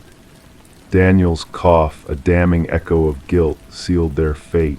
Sentenced for their crimes, they faced justice for kidnapping, conspiracy, and endangerment. Rebecca and Samuel, scarred but resilient, sought solace in a new beginning, far from the shadows of betrayal. The baby monitor, a witness to darkness, remained a silent sentinel of truth, its whispered secrets locked away. As the night embraced them in its soothing embrace, the world drifted into dreams, the mysteries of the past fading into slumber, a lullaby of closure and peace. Story 12. The calf had been his sanctuary for countless mornings, same spot, same brew, same quietude. The barista recognized his face, yet his name remained a mystery to all. Then one day he failed to appear.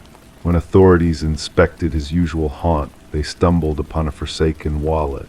Inside lay a driver's license bearing a photo, but devoid of any identifying details, only an empty void where his name should have been. Upon scrutinizing the security footage, Detective Sarah Mercer felt a chill run down her spine. The enigmatic figure, now dubbed John Doe in the case records, seemed ordinary on screen.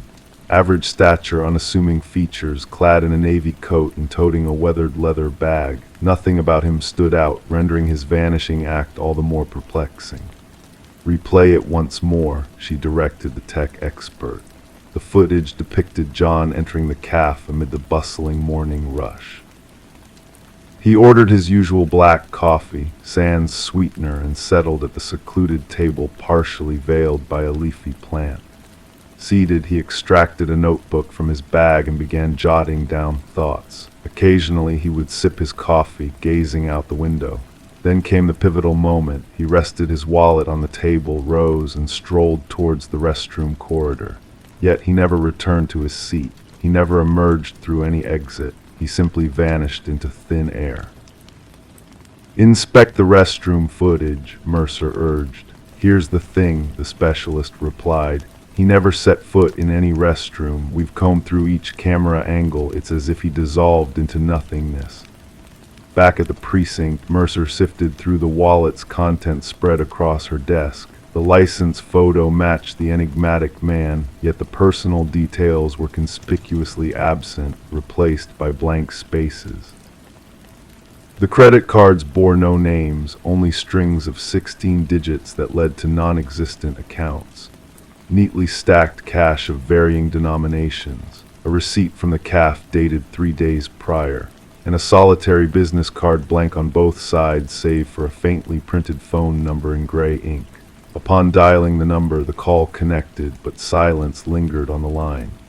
Faint sounds of rustling paper, perhaps pages being turned, echoed before the call abruptly ended. The long-time barista couldn't offer much insight. He was a quiet one, always courteous, generous with tips. I think he may have had an accent, but his voice was so hushed it was hard to discern.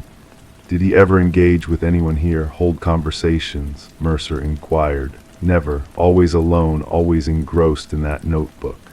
The notebook remained on the table beside the abandoned wallet, its pages filled with what seemed like coded text or ciphers.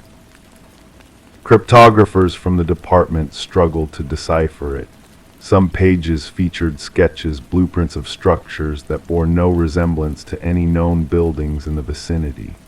Mercer dispatched officers to canvass the neighborhood with John Doe's photos. No one recognized him. No missing persons reports matched his description. His fingerprints yielded no matches in any database. It was as though he existed solely within the confines of that CAF. During her inquiries, Mercer noticed an anomaly in the security footage. Each morning when John entered the CAF, the camera's timestamp flickered momentarily. The tech specialist dismissed it as a glitch, but Mercer harbored doubts. Returning to the CAF, she occupied his table. From this vantage point, she could observe both the entrance and the corridor leading to the restrooms. Suspended between them hung an ancient mirror, its frame intricately adorned with symbols akin to those in John's notebook.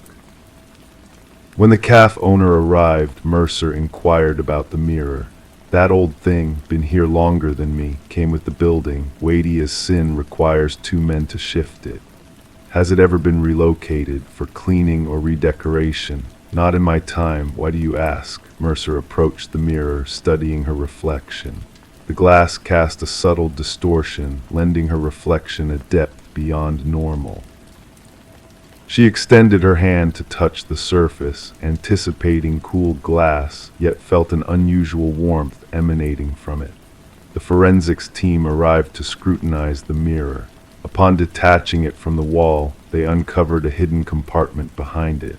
Nestled within were a series of identical wallets, each containing a driver's license bearing the same photo but void of any personal data.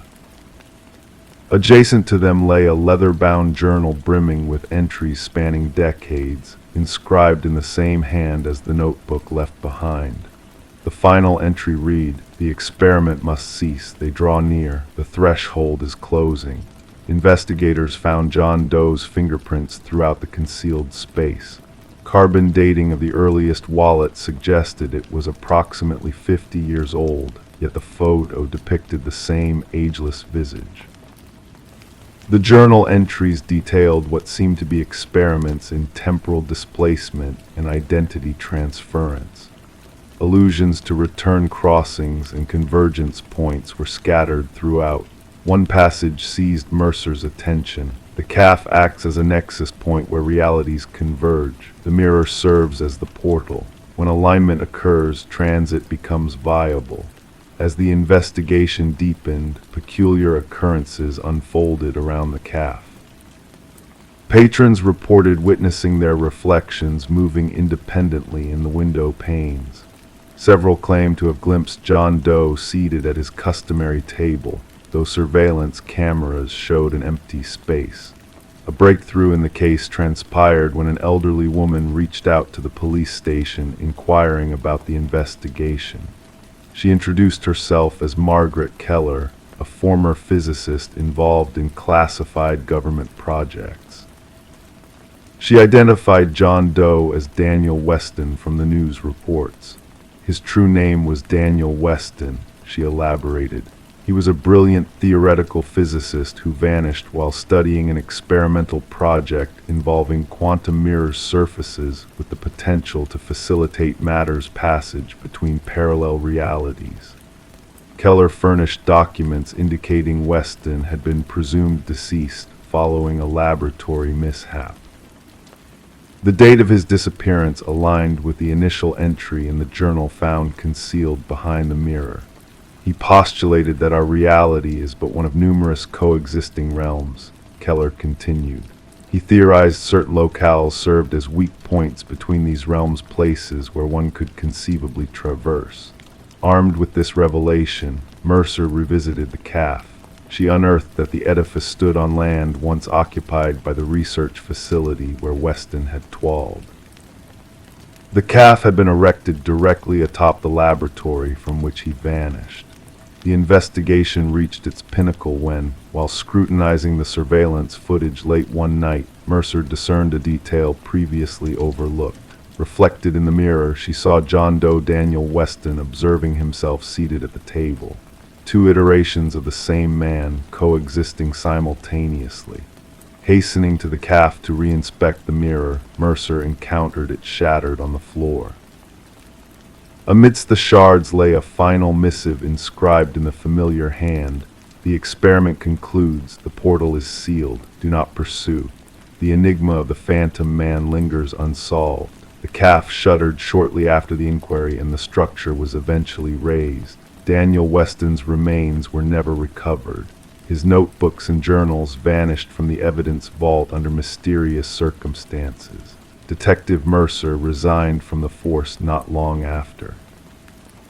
Locals sporadically glimpse her seated on her porch, feverishly scribbling in a notebook akin to Weston's. Adorning her wall hangs a fragment of an antique mirror, its surface occasionally appearing to undulate when unobserved. Story 13. Renovations always bring to light peculiar things, old newspapers, broken trinkets, forgotten photographs. But when the couple pried up the floorboards, they stumbled upon a letter tucked neatly beneath the wood. The paper, fragile and the ink faded, bore a clear message: "Don't trust the one who knocked." Before they could process this mysterious warning, 3 sharp knocks reverberated through the silent house, sending shivers down their spines. Sarah and Michael had acquired the Victorian-era home at an estate auction, captivated by its intricate moldings and storied past. Little did they expect that their renovation project would unveil something so unsettling. Detective Alina Reed arrived at the scene with her partner, the floorboards still uprooted, exposing the shadowy void underneath. Her weathered hands, evidence of years spent sifting through clues, delicately retrieved the note with gloved fingers, mindful of potential contamination by the couple. As Sarah and Michael recounted the chilling sound of knocking, Reed scrutinized their faces, detecting genuine fear. Background checks on the couple revealed nothing amiss. Newlyweds with solid credit and steady jobs, they seemed unconnected to the enigmatic message. However, the house bore a complex history.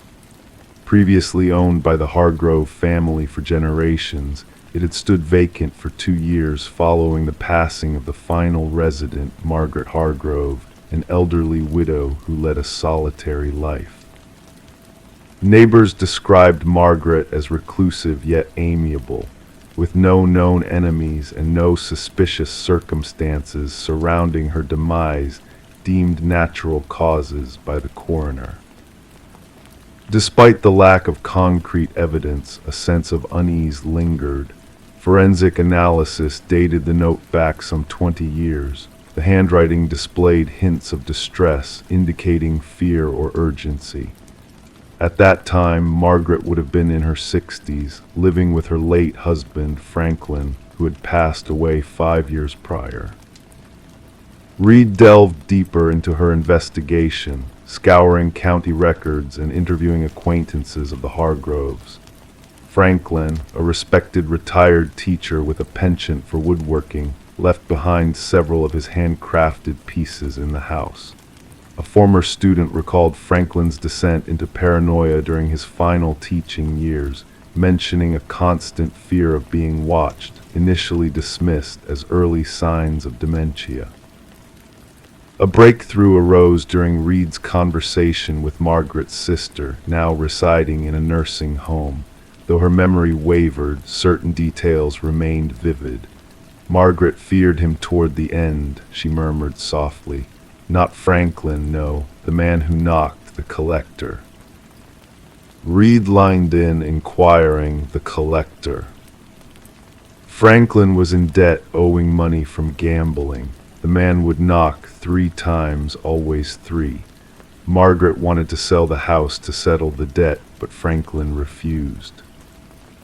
Returning to the house with a forensic team, Reed oversaw the systematic search of the crawl space, leading to a chilling discovery by the cadaver dog's a male skeleton, its skull fractured in multiple places, wrapped in plastic beneath the foundation.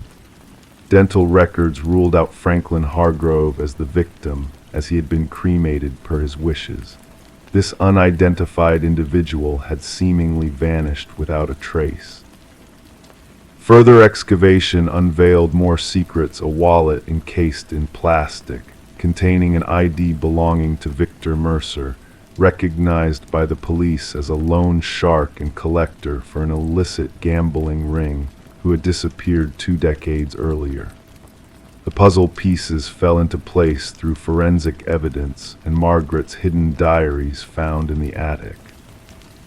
Franklin's escalating gambling debts had prompted Mercer's visit, leading to a fatal altercation. Margaret had assisted in concealing the crime, motivated by fear and loyalty. Her diaries chronicled the anguish she endured in the aftermath, haunted by phantom knocks and a growing sense of paranoia. With Franklin's demise, Margaret lived out her days in solitude within the tainted home, guarding their dark secret. Her diary entries spiraled into paranoia, hinting at a looming threat. The knocking persists. I sense someone is aware. The case was eventually closed, and Victor Mercer's remains were returned to his family. Justice, though belated and chilling, had been served. Sarah and Michael chose to sell the house, unable to bear its grim legacy. It now stands vacant, the renovations halted. Locals whisper of spectral knocks piercing the stillness of the night, leaving the source of the sounds shrouded in mystery. The ominous note remains secured in evidence storage, its cautionary words echoing through time. Don't trust the one who knocked. Margaret's intentions behind the cryptic message, whether aimed at Mercer, Franklin, or an unknown figure who unearthed their secret, remain veiled in uncertainty. Some enigmas, as noted by Detective Reed in her conclusive report, defy complete unraveling, preserving an air of intrigue even when the truth seems within reach. Story 14, The Dollhouse in the Attic ***. Upstairs was a place she avoided, a place that held a certain unease for her. But when the storm came, bringing with it a leak in the roof, she had no choice but to venture into the attic. The air was thick with the scent of neglect, the forgotten things of years past draped in layers of dust and cobwebs. Among the shadows, tucked away in the farthest corner, sat an old dollhouse. It was a curious sight, the miniature structure eerily detailed, its tiny furniture arranged with meticulous care. As she peered into the tiny rooms, a sense of dread crept over her. The figures inside were not mere dolls, they were intricate, hand-carved replicas of her own family, each tiny figure positioned exactly as they were in the rooms downstairs, frozen in time. But there was one unsettling difference: the figure meant to represent her was not seated, but standing by the attic door. Rebecca Morgan tentatively reached out and ran her finger across the dollhouse roof, tracing the spot where the small wooden figure stood. A shiver ran down her spine, unrelated to the cold draft that whispered through the rafters. This dollhouse should not have been there at all. This was not her childhood home, but a rental property her family had only recently moved into. The discovery of the dollhouse set off a chain of events that would unravel a chilling mystery. Rebecca's frantic call to law enforcement brought officers to the suburban residence, where they found a family in distress, refusing to return to the attic. Detective Sarah Harmon, the lead investigator, initially dismissed their fears as mere paranoia, a product of unfamiliar surroundings. But as she examined the dollhouse, Detective Harmon was struck by the intricate detail of the miniatures. Each tiny figure captured a unique aspect of the family members: the father's thinning hair, the son's favorite hoodie, even the mother's small birthmark. The discovery of fingerprints on the dollhouse that did not match any family member raised the stakes of the investigation. Forensic teams made a startling revelation: the miniature figures were equipped with microscopic cameras, all connected to a sophisticated surveillance system hidden beneath the dollhouse. Analysis of the footage revealed a disturbing truth: the positions of the figures did not just mimic the family's current whereabouts, but also mirrored their movements on different days, indicating a prolonged period of observation. "We weren't dealing with a simple case of stalking," Detective Harmon explained. "The level of obsession displayed by the perpetrator was unprecedented. The investigation took a dark turn when a hidden basement entrance was uncovered, leading to a makeshift living space where evidence suggested someone had been residing beneath the family's feet for weeks." The absence of forced entry puzzled investigators. Property records revealed the house had been vacant for a year before the Morgans arrived. Interviews with neighbors offered little insight except for occasional sightings of lights in the empty house. The breakthrough came through digital forensics, tracing the surveillance data to an apartment across town. Inside the apartment of Martin Wells, son of the previous homeowners, a disturbing truth emerged. Wells had been covertly living in the house, using the dollhouse as a control center to observe and manipulate the occupants. His delusional obsession with maintaining control over his childhood home had spiraled into a disturbing game of surveillance. During interrogation, Wells remained eerily composed, revealing his distorted motives. "They were living in my house, sleeping in my parents' room. I needed to ensure they respected it," he stated calmly. The psychological evaluation painted a picture of possessive delusion, with the dollhouse serving as a manifestation of his warped need for control.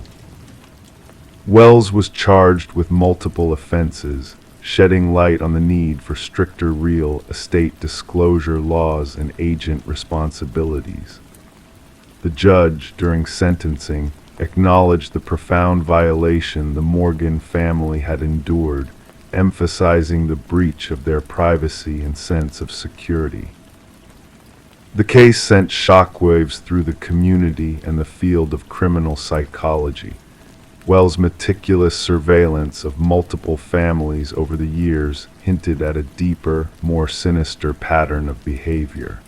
The Morgans relocated, haunted by the knowledge that they had been unwitting pawns in someone else's twisted game. Rebecca, in her victim impact statement, admitted to lingering fears and a constant sense of being watched. The dollhouses and miniatures were banished from their new home, but the specter of invasion lingered.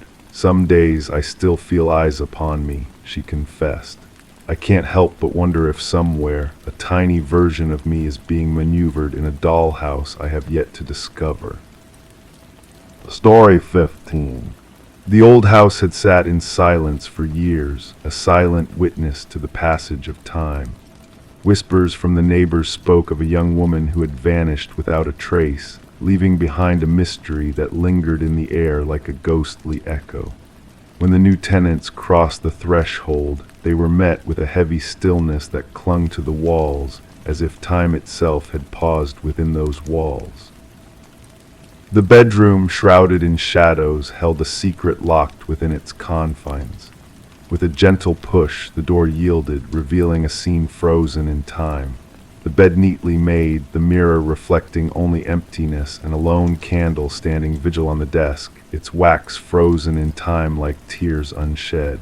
But it was the notebook, its pages whispering of a story untold, that drew them in. Detective Morgan, a seeker of truths hidden in the shadows, traced the lines of Elise Winter's handwriting across the pages. The ink spoke of a young woman's fears, her words etched with a desperation that echoed through the years. The last entry, a plea for help in a world that had turned a blind eye, laid bare the truth she dared to uncover. As the dust danced in the air, mingling with a hint of something unknown, the detective delved deeper into Elise's world. A paralegal entangled in a web of deceit, her pursuit of justice had led her down a dangerous path.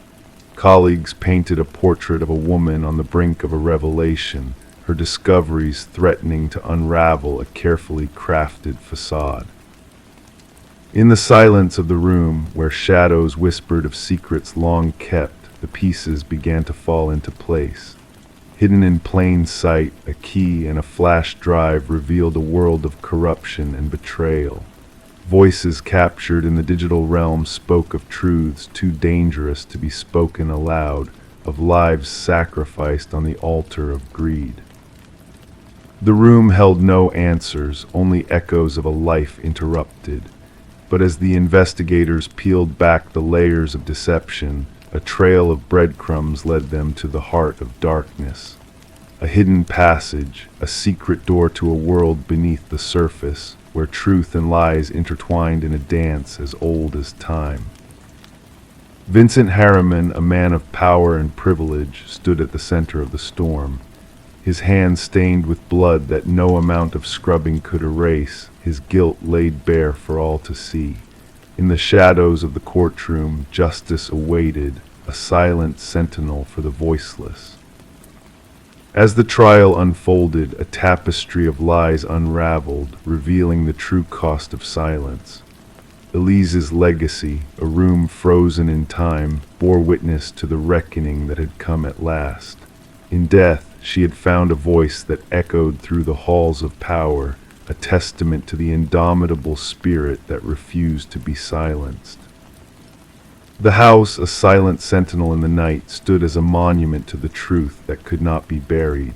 Whispers of a young woman's courage lingered in the air, a reminder that even in the darkest of nights, justice would find its way home. And as the stars whispered their secrets to the night sky, the house stood watch, a beacon of hope in a world shrouded in shadows. Story 16. The weathered envelope lay in the detective's hands, its aged edges tinged yellow, a stark contrast to the fresh stamp adorning it, a mark of recentness. With cautious precision, Detective Sarah Morgan unfolded the envelope, revealing a solitary sheet of paper within. The message on the paper was hurriedly typed in an uneven font, simply stating, "I am sorry for what I did."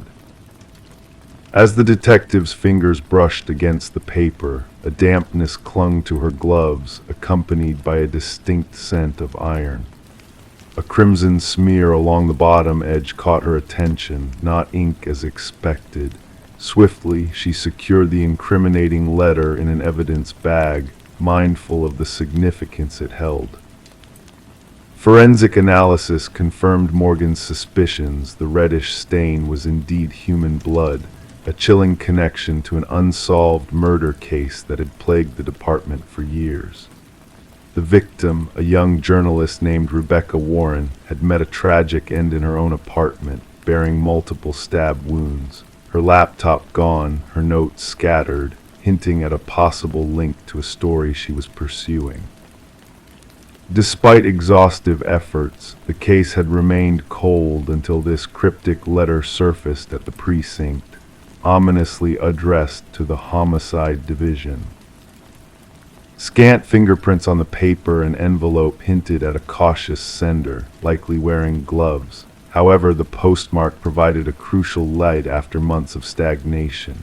Gathering her team in the dimly lit briefing room, Morgan placed the letter at the heart of the investigative board, a pivotal moment in the pursuit of justice. "This changes everything," she declared to her attentive colleagues. "Our perpetrator shows signs of remorse." Detective James Chen, her steadfast partner, scrutinized the letter thoughtfully. "Or perhaps it's a calculated faux pas," he countered. "The blood, a macabre theatrical touch to toy with us." As the forensic team traced the unique typewriter impressions to an antiquated model no longer in production, the hunt expanded to antique shops and collectors across the region. Delving deeper into Rebecca's life, revelations emerged about her fearless dedication to exposing corruption. Her latest probe into a prominent family embroiled in local politics unveiled a web of deceit and betrayal. Interviews with her boyfriend, Michael Barnes, unveiled subtle shifts in his demeanor, hinting at hidden truths he reluctantly divulged. Rebecca feared she was being followed, he confessed, regret etched in his voice. Amidst the evolving investigation, a second letter arrived, bearing the same typewritten message, the same chilling hue of blood. This time the confession delved deeper, implicating dark secrets about the family and a tragic outcome never intended. The trail led to the opulent mansion of the deceased patriarch, where suspicions centered on the eldest son, Richard, and his curious collection of vintage typewriters. A breakthrough surfaced when microscopic fibers on the envelopes linked back to custom stationery exclusively owned by the family's youngest daughter, Eleanor. A search of Richard's residence unearthed damning evidence, a hidden chamber containing damning artifacts tying him to Rebecca's demise. The web of deception unraveled further as financial transactions between Richard and Michael came to light, shedding new light on the sinister plot that had claimed Rebecca's life. Eleanor's pivotal recording captured Richard and Michael orchestrating Rebecca's fate, sealing their guilt beyond doubt. In a dramatic turn, Richard attempted to flee but was swiftly apprehended. As the trial unfolded, the weight of evidence bore down on the accused, despite Richard's vehement protests of innocence. The jury's swift verdict of guilt resonated through the courtroom, bringing a semblance of justice to Rebecca's grieving parents.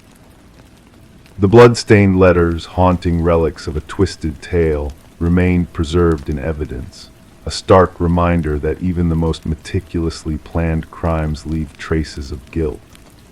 The legacy of Rebecca Warren's case echoed through detective circles, a poignant reminder that sometimes the key to unlocking a mystery lies not in high-tech forensics, but in the silent whispers of an old typewriter and the burden of remorse that unravels even the most carefully woven deception. Story 17: The Whispering Call. In the quiet stillness of a forgotten house, a phone lay upon the dusty kitchen counter, its screen softly glowing in the dim light. Detective Morgan Reed found herself drawn to this eerie scene, haunted by the mysterious call that had emanated from the device just minutes before. The call had been a mere pocket dial at first, filled with static and muffled sounds. But then a woman's voice sliced through the chaos, whispering urgently, "He's here." And then silence enveloped the abandoned space once more. The house, once belonging to the Sullivan family, now stood empty and desolate, untouched for years after a devastating fire had ravaged its west wing. Detective Reed and her partner, Detective Walsh, delved into the mysteries that shrouded this peculiar incident. A background check on the phone number led them to Catherine Sullivan, the deceased daughter of the former homeowners. Catherine had perished in a tragic car accident 3 years prior, her untimely death shrouded in sorrow and unanswered questions. As they scrutinized the evidence, the detectives found themselves perplexed by the enigma before them. How could a deceased woman's phone be calling from a deserted dwelling, seemingly untouched by human hands? The forensic team's examination yielded no concrete answers, only more questions that lingered in the air like wisps of smoke. The heart of their investigation became the brief recording of that fateful call, 11 seconds of static, breath, and 5 chilling words that echoed through the empty halls of the Sullivan house. Voice analysis confirmed that the voice on the recording belonged to Catherine Sullivan with an unsettling 98% certainty. Interviews with those who had known Catherine only deepened the mystery. Her parents, her former boyfriend Mark Jennings, all seemed to hold fractured pieces of a puzzle that refused to come together. Each revelation brought them closer to the truth, yet the truth remained elusive, shrouded in shadows. It wasn't until Catherine's mother unearthed a journal from her daughter's belongings that the pieces began to align. The journal spoke of a once-loving relationship turned toxic, of fear and desperation that had consumed Catherine in her final days. Mark Jennings, the former boyfriend, found himself under the harsh light of suspicion once more. The journal's damning words cast a long shadow over his protestations of innocence, revealing a darker side to his character that he had long sought to conceal. A pivotal discovery near the site of Catherine's fatal accident, a buried phone, hidden from prying eyes, turned the tide of the investigation. Deleted texts, forensic evidence, and chilling revelations painted a grim picture of manipulation and violence that had lurked beneath the surface. Mark's elaborate ruse, his twisted game of deception and manipulation, had finally unraveled. His obsession with Catherine, his malevolent machinations, all laid bare for the world to see. Justice, long overdue, now stood at the threshold, waiting to be served. In a climactic showdown at the abandoned house, Mark's reign of terror came to a dramatic end. His words, hollow and desperate, echoed through the empty rooms as the truth closed in around him. And as the echoes of his crimes faded into the night, a sense of closure settled upon the house. The phone, once a conduit for malevolence and deceit, now sat silent and still in the evidence locker, a relic of a dark chapter that had finally reached its conclusion. Catherine's voice, once silenced by violence, now echoed through the halls of justice, a testament to the resilience of those who refuse to be forgotten. Her story, a whispered tale of survival and strength, would endure long after the shadows had receded, a beacon of hope in a world fraught with darkness. Story 18, The Enigmatic House. She crossed the threshold, stepping into the abandoned house where time stood still. Dust danced in the stale air, swirling like forgotten memories. The walls whispered stories of bygone days, their paint peeling in silent lament. Furniture draped in ghostly sheets, frozen in time's embrace. A place untouched by the outside world, yet holding onto a secret. Exploring the desolate rooms felt like wandering through a dream, a frozen moment suspended in eternity. But amidst the stillness, a peculiar mystery unfolded. Each door she opened, each corridor she ventured down, led her back to the same room, the parlor, a labyrinth of endless repetition, trapping her in a loop of uncertainty. The only way out seemed to be the entrance she came through, yet when she turned back, the front door had vanished into thin air. The discovery of Morgan Pierce's lifeless form transformed the once abandoned Victorian into a haunting crime scene. Detective Sarah Lind stood at the threshold, watching as shadows danced across the dim interior, the air heavy with unanswered questions. The house, once a mere curiosity, now held darker secrets beneath its aged facade. The medical examiner's hushed voice broke the eerie silence, revealing the grim truth of Morgan's demise. Asphyxiation, a silent killer, had claimed her in the antique chair of the parlor. Her peaceful expression belied the horror of her fate, hands folded neatly as if in eternal repose. No struggle, no signs of defiance, just a profound stillness that sent shivers down the spines of seasoned investigators. Questions lingered in the air like whispers of the past. Who had found her? A real estate agent, unsuspecting, stumbling upon a tragic scene while showing the property to potential buyers. The house, a dormant relic of a forgotten time, now thrust into the spotlight of tragedy. Morgan Pierce, a young scholar with a thirst for unraveling mysteries, had ventured into the Victorian's depths in search of answers. Her research led her to the threshold of the unknown, where rooms shifted and whispers beckoned from hidden corners. Her journal spoke of anomalies and peculiarities, of spaces that defied logic and reason. But as the investigation delved deeper, secrets long buried began to surface. A rare alkaloid in her system, traces of a substance known for its mind-altering properties, cryptic messages, deleted but not forgotten, hinting at a connection to someone who shared her fascination with the enigmatic house. Adam Reeves, an expert in architectural history, emerged as a key figure in the unfolding drama. His knowledge of spatial anomalies drew Morgan into a web of intrigue where reality blurred with illusion. Yet his alibi stood firm, a solid alibi that placed him miles away at the time of her demise. A revelation whispered from across the seas shed light on a dark family secret. The Blackwoods, bound by tragedy, had succumbed to a curse that lurked within the walls of the Victorian.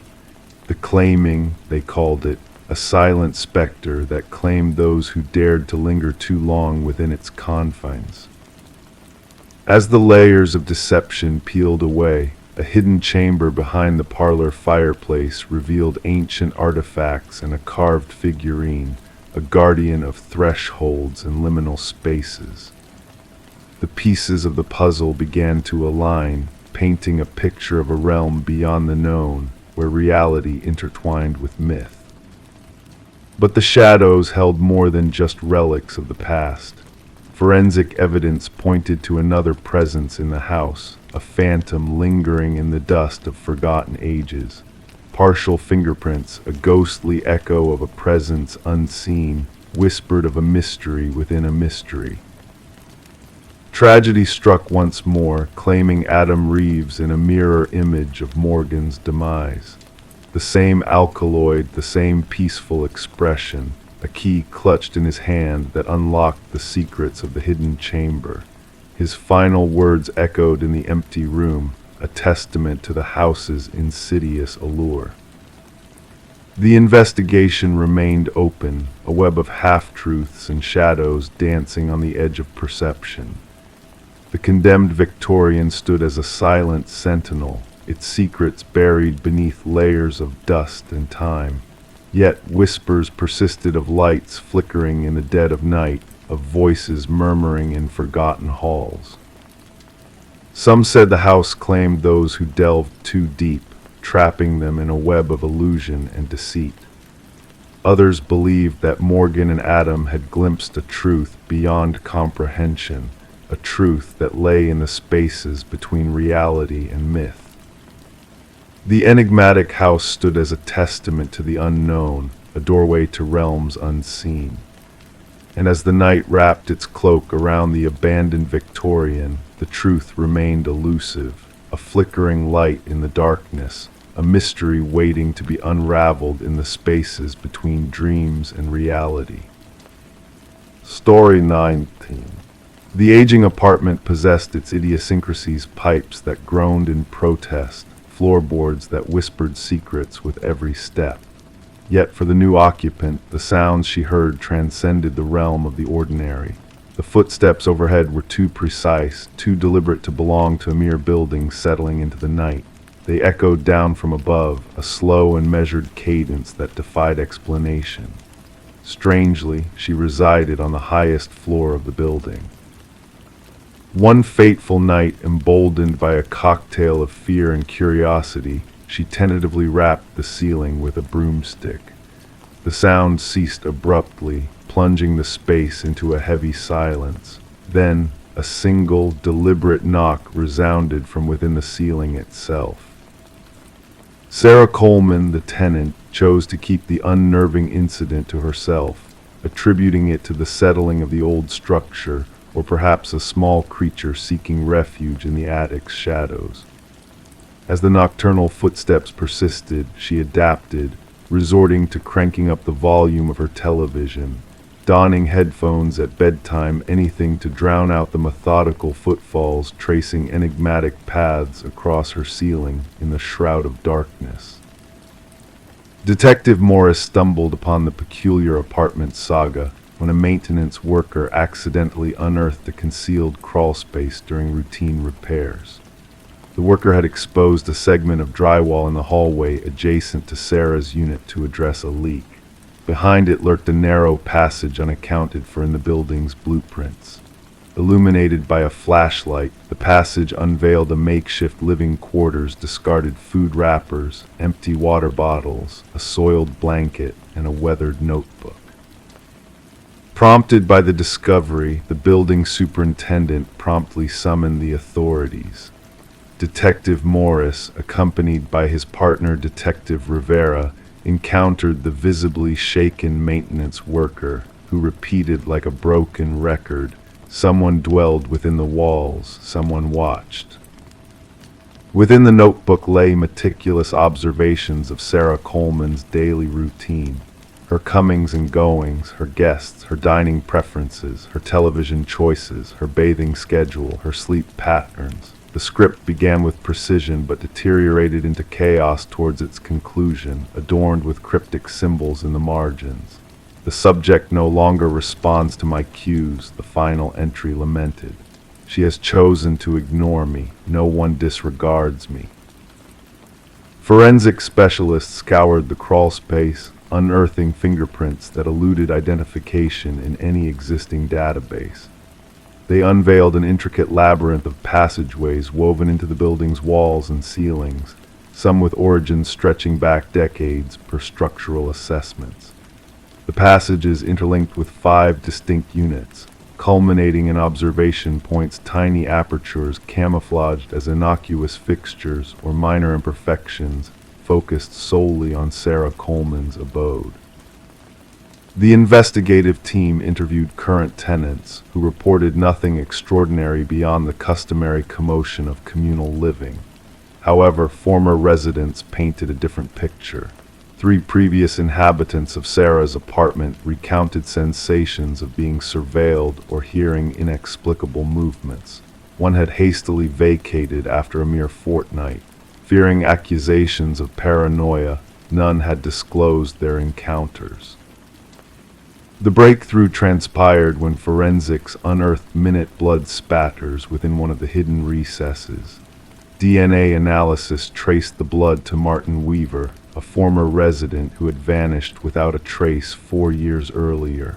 Despite his family's missing persons report, the investigation had gone cold. Martin resided directly beneath Sarah's apartment.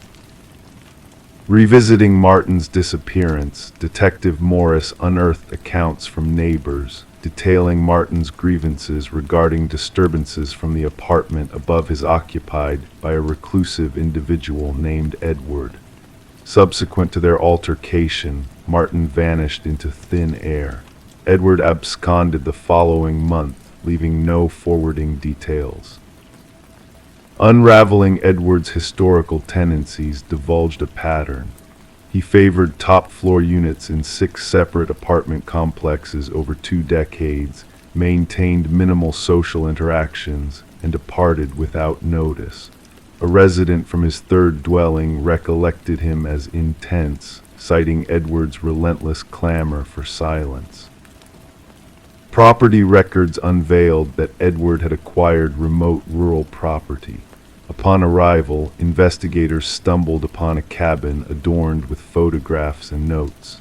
Images of tenants from various apartments, Sarah Coleman and Martin Weaver included. Schematics of ventilation systems and structural frailties. Elaborate diaries chronicling specimen observations and habitat preservation. At the cabin's core stood a corkboard embellished with news clippings. Missing persons bulletins, 6 in total, all former occupants of buildings Edward had inhabited. Scars etched the floor beneath the board as if a weighty object had been dragged repetitively.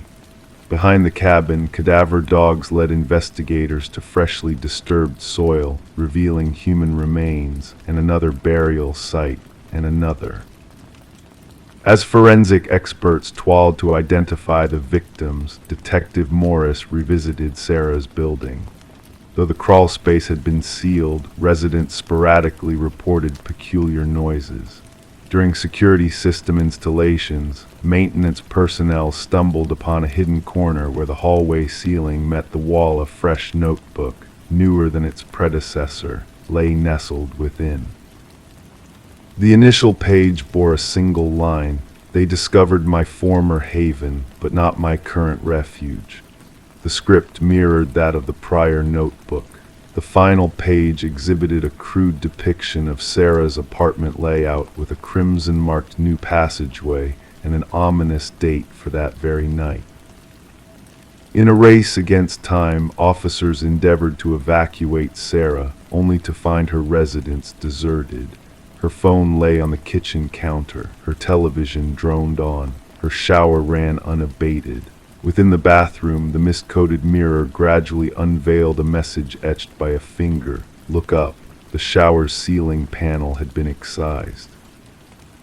The pursuit for Edward, now identified as Edward Mercer, an erstwhile construction worker specializing in renovations, persisted.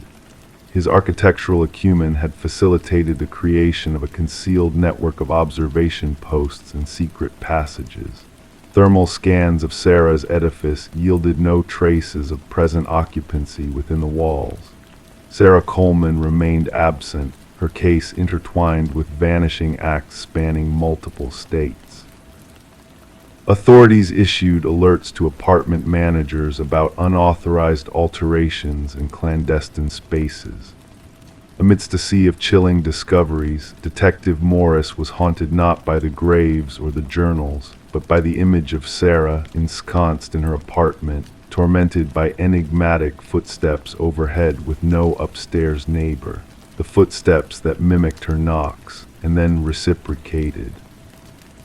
In the stillness of the night, alone in his residence, Detective Morris occasionally cast his gaze upwards, attuned to the silence, waiting and pondering who else might be listening alongside him.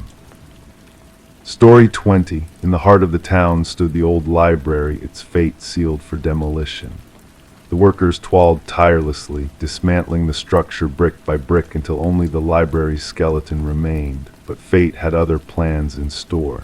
As the workers pried apart a dusty bookshelf, a hidden latch was revealed. With a soft click, the bookshelf swung open, unveiling a secret passageway leading to a forgotten room.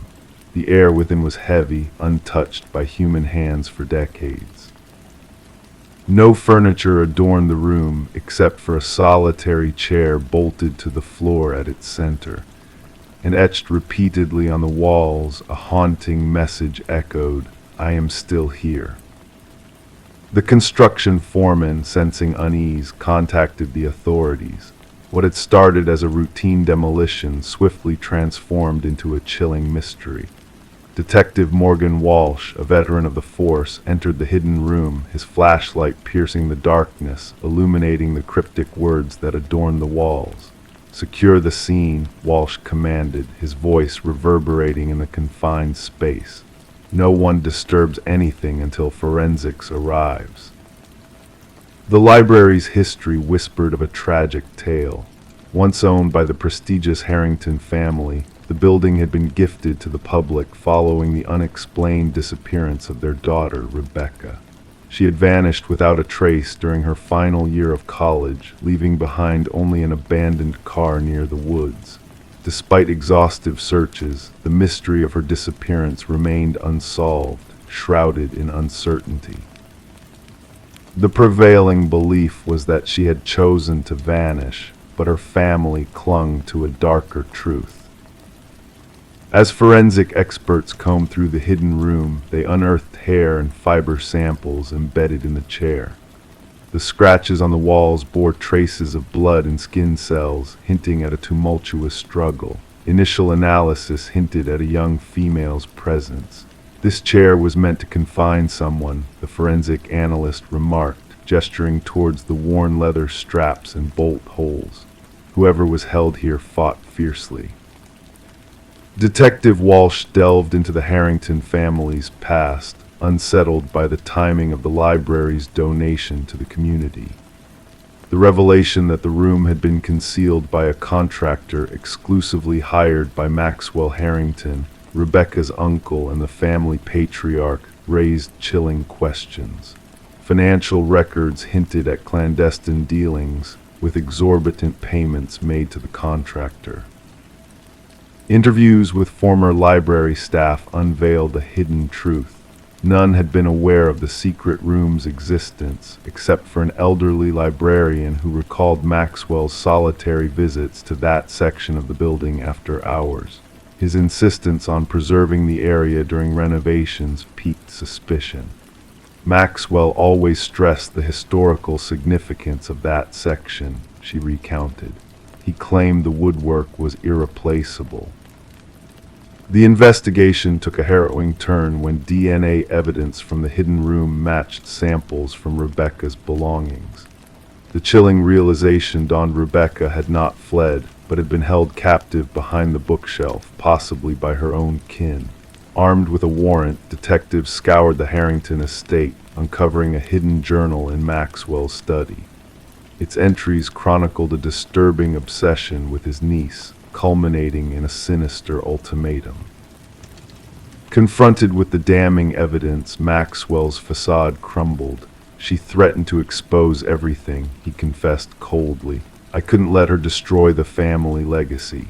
Maxwell had ensnared Rebecca in the hidden room, intending to silence her, but his plan had gone awry, leading to a tragic end. I buried her beneath the floor, Maxwell admitted, his voice void of emotion. The excavation beneath the hidden room unearthed Rebecca's remains, adorned with a silver bracelet, a poignant reminder of a life lost. The Harrington family faced Maxwell's reckoning, finding closure in the long-awaited justice. The library's demolition was halted, transforming the site into a somber memorial. The community paid tribute to Rebecca's memory, offering flowers at the entrance, a gesture of remembrance for a life extinguished too soon. In a twist of fate, Rebecca's desperate message etched on the walls ensured her enduring presence, a silent sentinel waiting to be found. And as justice prevailed, the truth emerged from the shadows, bringing solace to a town haunted by a dark legacy. Story 21. The new owners were intrigued by the peculiar crackling of the old intercom system late at night in their new home, a relic of the past, updated but forgotten. One evening, the husband, consumed by curiosity, pressed the button.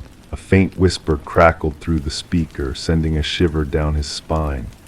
Why did you return? Startled, he recoiled, his hands trembling. His wife, standing in the shadows, murmured, I never uttered those words. Nestled amidst ancient oak trees, the Victorian manor exuded an aura of mystery, its aged facade concealing a modern interior. Daniel and Meredith Parker had acquired the property at a surprisingly low cost, despite the real estate agent's uneasy demeanor during the tour. The antique intercom system, linking all rooms, had captivated the history-loving couple.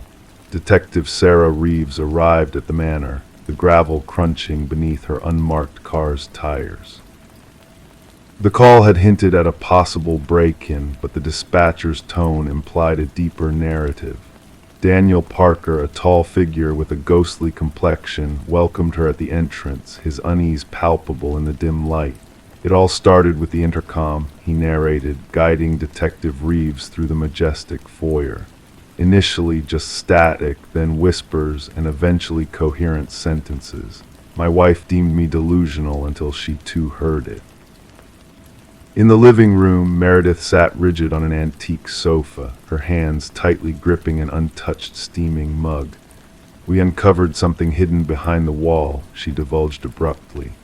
Daniel wanted to expand the pantry, and as he removed the drywall, her voice faltered. Concealed behind the wall, wrapped in decaying plastic, lay a small leather-bound journal. Detective Reeves donned gloves and delicately unfolded its brittle pages. The elegant yet frantic script belonged to Alina, the presumed former owner. The entries chronicled her escalating suspicions of her husband Vincent's malevolent intentions. The last entry dates back 30 years, Daniel elaborated. After that, silence. The prior owners claimed they purchased it from an elderly man who relocated to a retirement community. Further investigation confirmed Vincent and Alina Blackwood as the previous proprietors. Records indicated Vincent sold the house shortly after Alina's alleged departure. No divorce proceedings, no change of address, no financial activity in Alina's name post the final journal entry. Detective Reeves mobilized a team to scrutinize the property thoroughly. Ground-penetrating radar unveiled anomalies beneath the garden shed's concrete foundation. As the investigators breached the aged concrete, the truth materialized in the form of human remains. Forensic analysis identified the skeleton as a woman in her 40s, evidence of head trauma present. Among the remains, a gold wedding band bore the inscription, "To Alina, my eternal love." The case against Vincent Blackwood swiftly solidified. Now elderly and residing in a care facility, he comprehended the charges levied against him. His response, when confronted with the evidence, sent chills down the detective's spine. She wouldn't cease her chatter, Vincent recounted, his voice eerily composed. Always speaking through that accursed intercom, monitoring me, interrogating me. I disconnected it, yet she reconnected it herself, claiming she desired constant access to me, regardless of my location in the house. His vacant gaze lifted. I yearned for peace. During his admission, Vincent disclosed his meticulously fabricated story of Alina abandoning him, even mailing postcards to neighbors from fictional locales, inscribed in forged handwriting. He resided in the house for years after, treading daily over the concrete concealing his wife's remains. The trial was brief, Vincent pleading guilty to murder. The sentencing judge highlighted the premeditated nature of the crime and the prolonged deception that ensued. Daniel and Meredith eventually sold the house, unable to endure its grim past. Prior to their departure, they held a memorial for Alina in the now restored garden. The intercom system was dismantled by the subsequent owners during renovations. Workers reported static and whispers during the removal, attributing it to machinery interference. Detective Reeves revisited the Blackwood case file before its archival.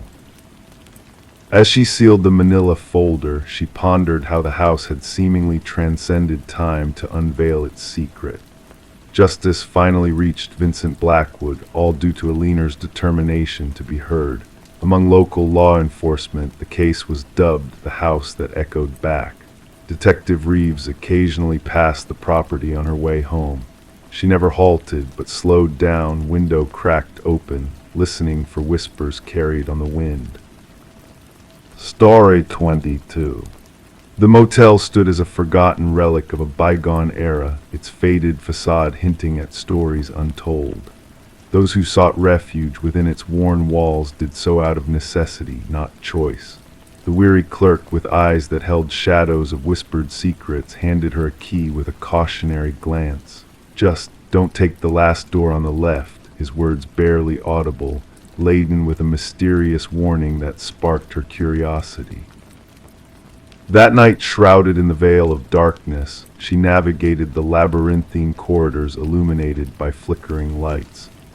Pausing before the unassuming door singled out by the clerk, she felt a chill run down her spine as she touched the icy handle. To the naked eye, it bore no distinction from its companions, blending seamlessly into the nondescript hallway until she pressed her ear against it. A faint, rhythmic breath whispered from the other side, a haunting echo of unseen presence.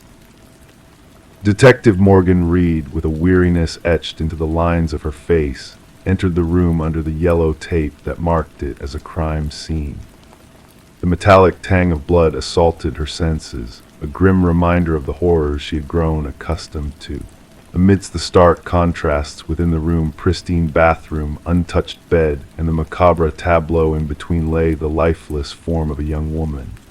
Her golden locks splayed like a halo, her vacant gaze fixed on the ceiling in eternal silence.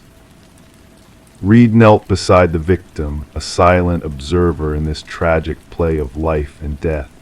The forensic technician moved with clinical precision, capturing the scene in a series of photographs, his words devoid of emotion. "Third one this season, same as the others." The words hung heavy in the stale air, a grim reminder of the darkness that lurked in the shadows. As the investigation unfolded, Reed pieced together fragments of a chilling puzzle. 3 women, all bearing a striking resemblance, all found in transient havens far removed from their usual lives. The press buzzed with speculation, painting a portrait of a predator stalking the unsuspecting.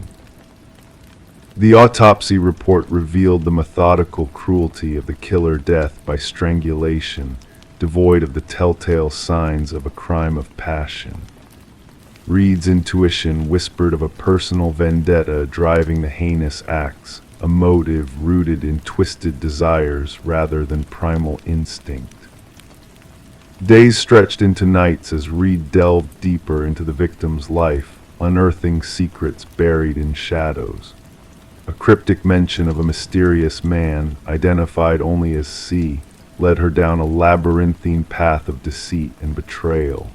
The workplace offered no refuge from the tendrils of darkness, as suspicions cast shadows on those once deemed beyond reproach.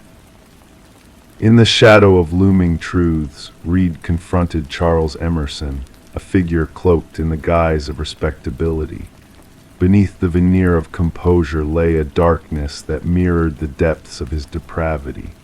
The unraveling of his carefully constructed facade exposed a web of lies woven with meticulous precision. The trial that followed was a spectacle of justice, a reckoning for sins too heinous to be ignored. Emerson's stoic demeanor crumbled under the weight of his transgressions, his hollow gaze meeting Reed's with a glimmer of something otherworldly, a void where compassion should have resided. The echoes of the door on the left case reverberated through the annals of true crime lore, a cautionary tale of the darkness that dwells within the human soul. For Reed, haunted by the specter of unanswered questions, the case remained an open wound, a reminder that some doors once opened lead to depths too profound to fathom. In the hushed confines of the evidence locker, 3 hotel keys lay dormant, silent witnesses to the horrors that unfolded behind the last door on the left. A tangible reminder that in the shadows of forgotten motels, secrets whispered their chilling truths, waiting to be unveiled by those brave enough to listen. Story 23. The quaint costume shop was wrapping up its final days, a quiet air of nostalgia clinging to the remnants of old costumes and peculiar masks. Among the fading relics, a woman with a curious spirit reached for a mask nestled on a forgotten shelf. Its intricately crafted features held a delicate yet eerily lifelike quality that stirred a sense of unease within her. Placing the mask on the worn counter, the cashier hesitated, his voice barely above a whisper as he uttered, "That's not ours." Perplexed, the woman inspected the mask, searching in vain for a tag that would reveal its origin. Finding none, she simply shrugged and decided to bring it home with her.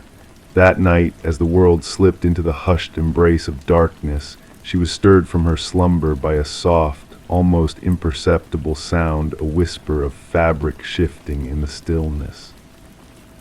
Her eyes flickered open to find the mask no longer resting on the weathered dresser where she had left it. Instead, it sat ominously on her nightstand, angled to face her with an unsettling intent. The woman, known as Catherine Reed, was discovered by a concerned neighbor the following morning.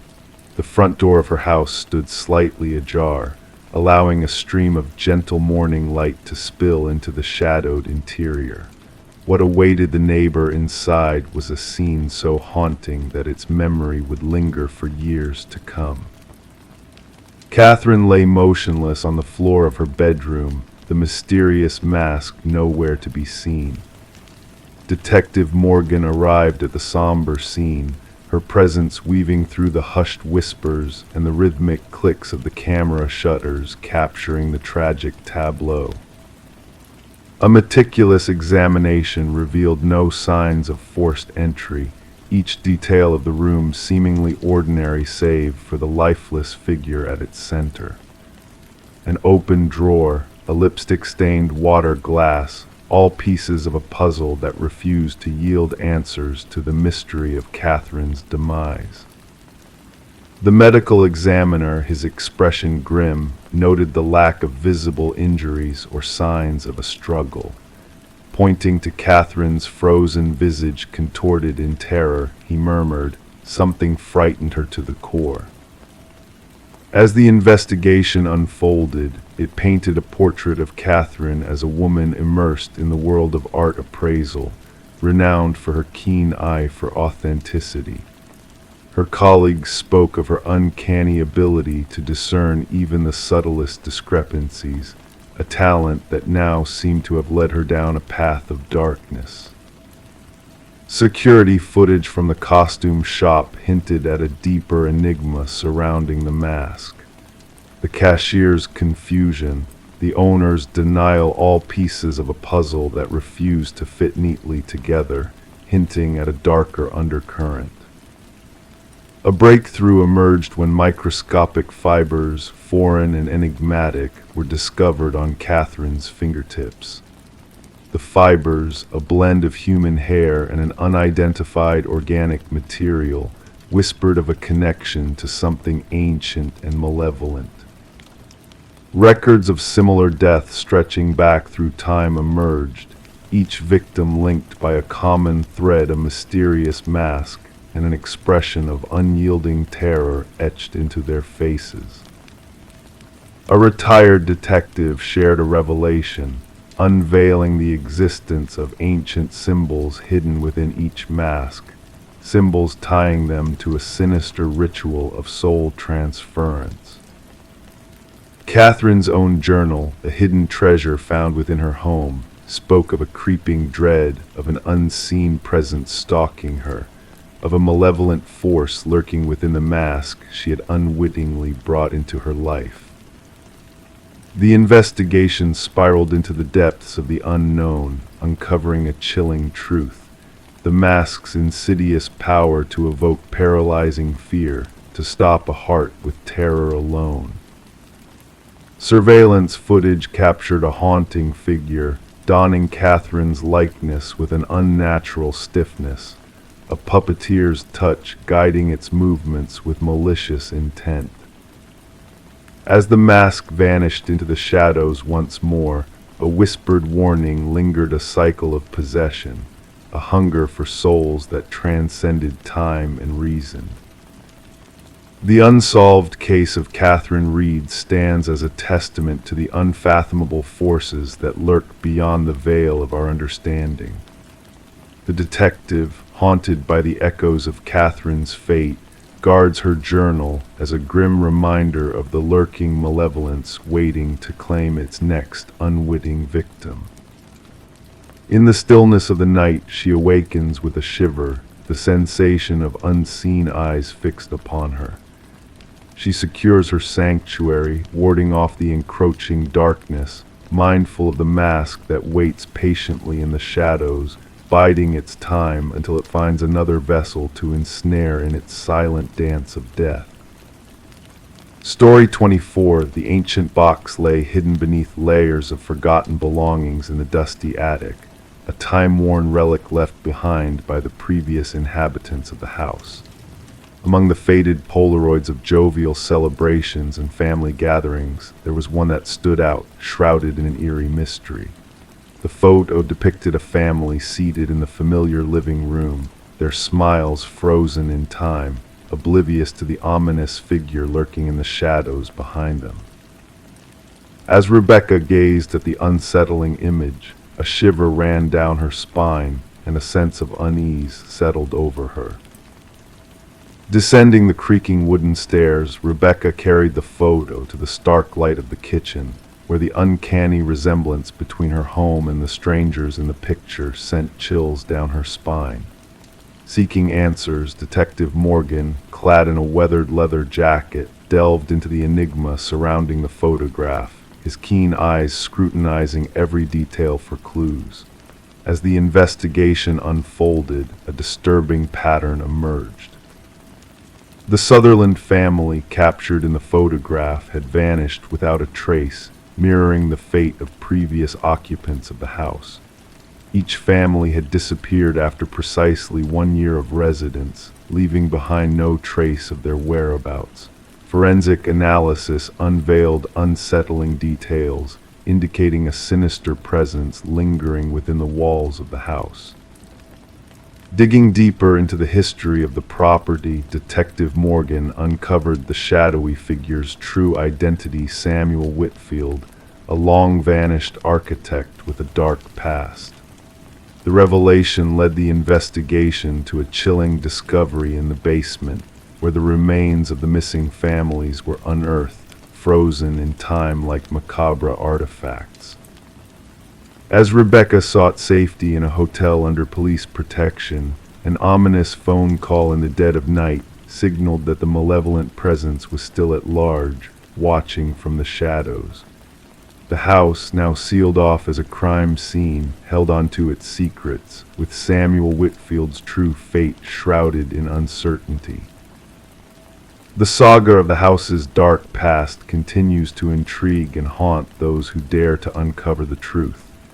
While some believe Whitfield perished long ago, others speculate that he roams unseen, perpetuating his sinister legacy in new abodes. Behind closed doors, unseen eyes watch, capturing new families in their sinister gaze, perpetuating a cycle of mystery and fear. As the investigation lingers on, those who delve into the enigma of the man in the photograph find themselves ensnared in a chilling web of secrets and shadows. Story 25. The apartment exuded a sense of age, a quiet history woven into its walls. The heating system whispered and groaned, the pipes murmuring secrets of the past. It was all part of the building's charm, or so they believed, until she heard it. A soft, melodic voice drifting through the vents, calling her name in a haunting whisper. She paused, heart fluttering with a mix of curiosity and unease. Pressing her ear against the metal grate, she felt a chill brush against her skin, followed by a gentle voice, almost playful in its tone. "I know you can hear me." Detective Morgan Shaw stood at the heart of the empty apartment, a sense of quiet mystery enveloping the space. Her gaze lingered on the rusted vent cover, a portal to the unknown. The forensics team moved around her with precision, capturing the scene with flashes of light. Alina Reeves, the missing soul whose presence lingered in the air, had left behind a puzzle that defied logic. Voices through the vents, Officer Patel recited from his notes, his voice a whisper in the stillness. Management brushed off her concerns, blaming it on the old building's quirks. Kneeling beside the vent, Shaw traced the marks etched into the metal, a silent testimony to a struggle unseen. The scratches spoke of desperation, of a trapped soul seeking escape from within. Aliner's life had been one of warmth and kindness, her absence casting a shadow over the apartment she once called home. Shaw listened to the echoes of Aliner's fears, her sister's trembling voice recounting the paranoia that had consumed her. The apartment revealed its secrets slowly, each detail a piece of the enigmatic puzzle. The perfectly made bed, the abandoned coffee mug, the chair positioned beneath the vent as if waiting for a listener. Fibers from Aliner's cardigan, a foreign fingerprint on the vent cover, and the haunting recordings on her phone painted a chilling picture of a life haunted by unseen forces. The building held its own secrets, whispered tales of past tenants who had fled in fear. Harold Weber, the superintendent with a calm facade, hid a darkness within. His nonchalant explanations crumbled under Shaw's scrutiny, his gaze betraying a hidden truth. A hidden passage unveiled a chilling truth: someone had been living within the walls, a silent observer in the shadows. Weber's meticulously kept records, his shrine of memories, all pointed to a twisted obsession that had festered in the dark corners of the building. As the evidence mounted, Shaw felt the weight of a predator's presence, a malevolent force that had preyed on the unsuspecting. Weber's arrest brought a sense of closure, but the whispers lingered in the empty halls, a ghostly reminder of the horrors that had unfolded within. The trial painted a portrait of a man consumed by his delusions, a puppet of the building's whispers. Guilty on all counts, Weber's chilling smile held a promise of voices that would never fade. The apartment building stood as a silent witness to the darkness that had taken root within its walls. Renovations came and went, new faces gracing its halls, but the whispers remained, a spectral chorus that echoed through the vents. The residents spoke of cold drafts that carried voices of the past, of rattling pipes that whispered secrets in the dead of night. The building's legacy lived on, a haunting melody that wove through the air, a reminder that some mysteries were best left undisturbed. The story 26, The Whispering House. She desired to redecorate the nursery before the little one arrived. The walls donned a worn blue hue, carrying with it tales of the past. As she applied the initial coat of white paint, a hidden message emerged from beneath faint letters at first, then gradually becoming more distinct. "Don't let it hear you." Her breath hitched. Stepping back, she noticed something peculiar: tiny handprints in the fresh paint, too high for a child to reach. This revelation in the nursery of the Morgan house marked the start of what investigators later dubbed the Whispering House case. The young couple had bought the Victorian-style home for a surprisingly low price just months ago. The realtor had mentioned only minor cosmetic issues, omitting any mention of the property's dark past. Detective Sarah Klein rang the doorbell, notebook clutched in hand. A woman answered, her pregnant belly evident beneath her paint-splattered overalls. Dark circles encircled her eyes, a sign of sleepless nights. The detective observed the woman's trembling hands as she recounted finding the message and handprints. The previous owners left abruptly, the woman explained. Neighbors said they vanished in the dead of night, packing only essentials into their car. Walking through the historic home, Detective Klein's steps echoed on the aged floorboards. Standing in the nursery, she scrutinized the partially painted wall, the message still visible where the painting had been abandoned. Beside it, 5 small handprints were imprinted in the wet paint, positioned at adult shoulder height. Back at the precinct, the detective delved into the property's records. The house had changed owners 8 times in 30 years, an unusually high turnover rate. What was more unsettling were the child welfare reports filed for 3 of those families. Children spoke of whispers from the walls and feeling watched as they slept. Digging deeper, the detective examined construction records and historical documents. The house previously belonged to Eleanor Blackwood, a wealthy widow who operated a small orphanage on the property. Newspaper clippings referenced 5 missing children from her care, assumed to have run away. When Eleanor passed, workers renovating the house discovered a sealed room behind the nursery wall containing children's belongings, but no remains. The case faded into obscurity.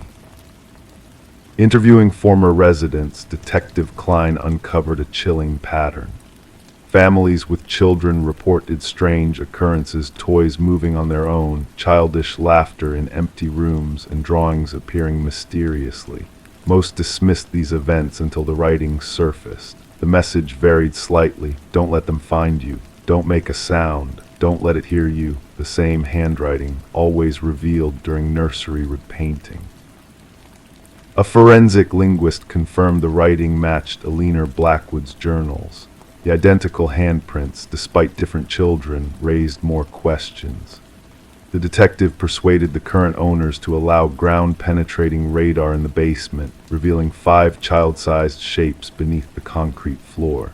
Breaking through, workers uncovered 5 sets of remains arranged in a circle, dated back to Eleanor's time. The children still wore pendants engraved with their names. Luminol sprayed in the nursery revealed glowing handprints on every wall, hidden beneath layers of paint. Eleanor's journals unveiled her twisted beliefs, aiming to prolong her life by trapping orphaned children for their energy. The children had left warnings etched into the walls, hoping for discovery. The case concluded with the victims' proper burial, their status changed from runaways to murder victims. The house remained vacant, the pregnant couple refusing to return. Detective Klein submitted her final report, documenting the glowing handprints and hidden message. Justice was served, but a lingering presence loomed within the house. The nursery walls were demolished, yet workers reported hearing whispers from the debris, refusing to return after their shifts. The house was condemned, a cold case left unsolved, leaving behind spiritual mysteries. The detective kept a photograph, a haunting reminder of crimes that transcend time and paint. Story 27. The small town held its secrets close, never whispering of the house standing sentinel at the forest's edge. It lingered in solitude, a silent watcher with blackened eyes for windows and a porch bowed down by the weight of time. No one laid claim to its ownership. No memory lingered of the hands that shaped it. And yet, when a band of wanderers strayed too near, they stumbled upon a peculiar sight, names etched into the wooden skin of the house, carved deep like ancient runes of warning. Among the list of 27, fresh and untouched, was a name unfamiliar to all who gazed upon it. It was a name that hung in the air like a ghostly whisper until, with a shudder, one of them murmured, "That name is mine." In the dead of night, a call pierced through the darkness, a mere trespassing incident on record. The voice belonged to Mason Wright, the leading explorer who uncovered his own name etched into the abandoned dwelling. The responding officers expected a simple case of youthful mischief, a jest played amongst companions, but what awaited them defied all logic. Detective Sarah Keller arrived as twilight draped the forest in shadow. Her flashlight cleaved through the veil, revealing the weathered front of the house. The names, etched deeply on the eastern wall, told tales of lost souls. Some had faded into obscurity, blending with the aged wood, while others remained sharp, as if carved just yesterday. And at the base, Mason Wright, the incision still fragrant with the scent of fresh wood shavings. "I've never set foot here before," Mason declared, his breath materializing into mist in the chill air. "I cannot fathom how my name found its way here." The inquiry commenced with investigations into the background of each name on that haunting wall. The findings sent a shiver down the spines of the detective team. Every name belonged to a soul reported missing over the span of 4 decades. Some cases had turned cold with time, while others remained open, all bound by a chilling similarity. The individuals vanished while wandering the woods alone. Forensic experts meticulously documented each carving, noting the intricacies of their depths, the techniques employed, and the patterns of weathering. The oldest name, Rebecca Hansen, harked back to a disappearance 37 years prior. The case files painted a grim picture of a young woman who ventured into the woods and never returned, leaving behind only a solitary hiking boot by a babbling stream. Detective Keller delved into Mason's past, probing for connections. His account remained unwavering. He had no ties to the area beyond that fateful hike with his college compatriots. They had chosen their path at random, guided by an online suggestion. Nothing in Mason's history linked him to the other unfortunate names on that eerie facade.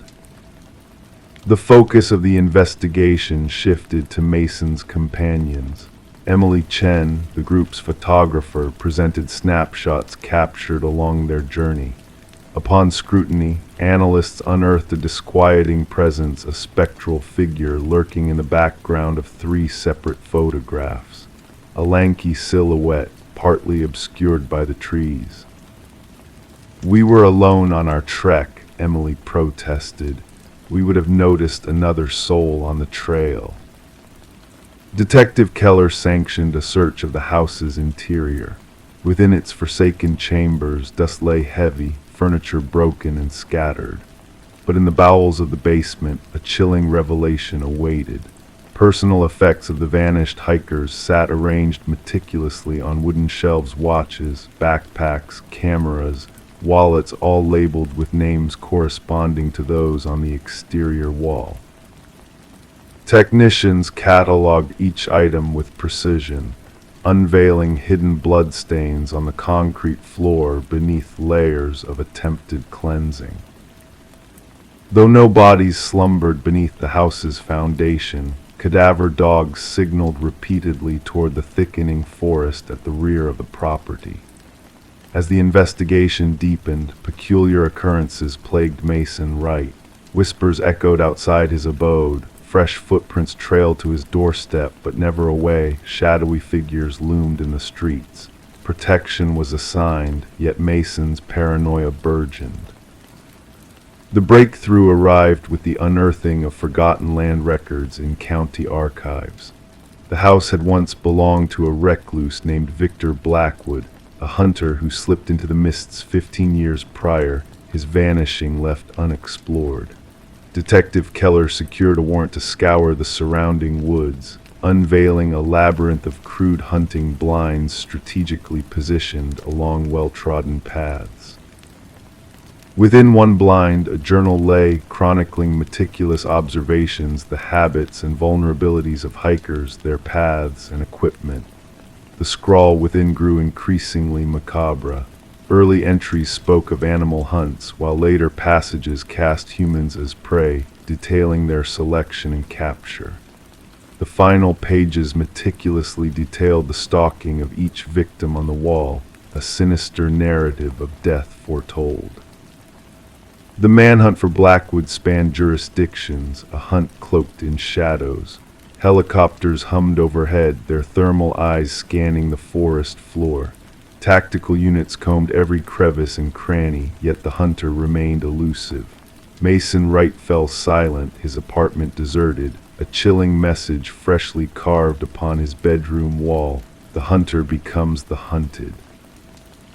Weeks passed in fruitless pursuit of Mason, until a chilling discovery rocked the investigation. Concealed behind a false wall in Blackwood's basement, a workshop was unearthed, housing tools of woodworking, jars of preservatives, and a newly carved name waiting to be mounted upon the wall. The name belonged to the lead technician, absent that day, his whereabouts unknown. A vigilant watch encircled the house, cameras poised and sensors alert. 3 nights later, an alert sounded. A figure emerged from the shadows, impossibly tall and lithe, moving with an otherworldly grace. As the tactical teams closed in, the cameras blinked out, only to restore with the figure vanished.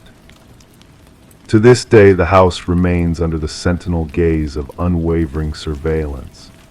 Mason Wright and the missing technician vanished without a trace, the investigation ongoing, fueled by fresh vanishings in distant woodlands. The names on that wall have woven themselves into the tapestry of dark folklore, whispered by investigators in hushed tones. Hikers steer clear, fearful that speaking of the house may invite their names to join the silent choir, the names unspoken.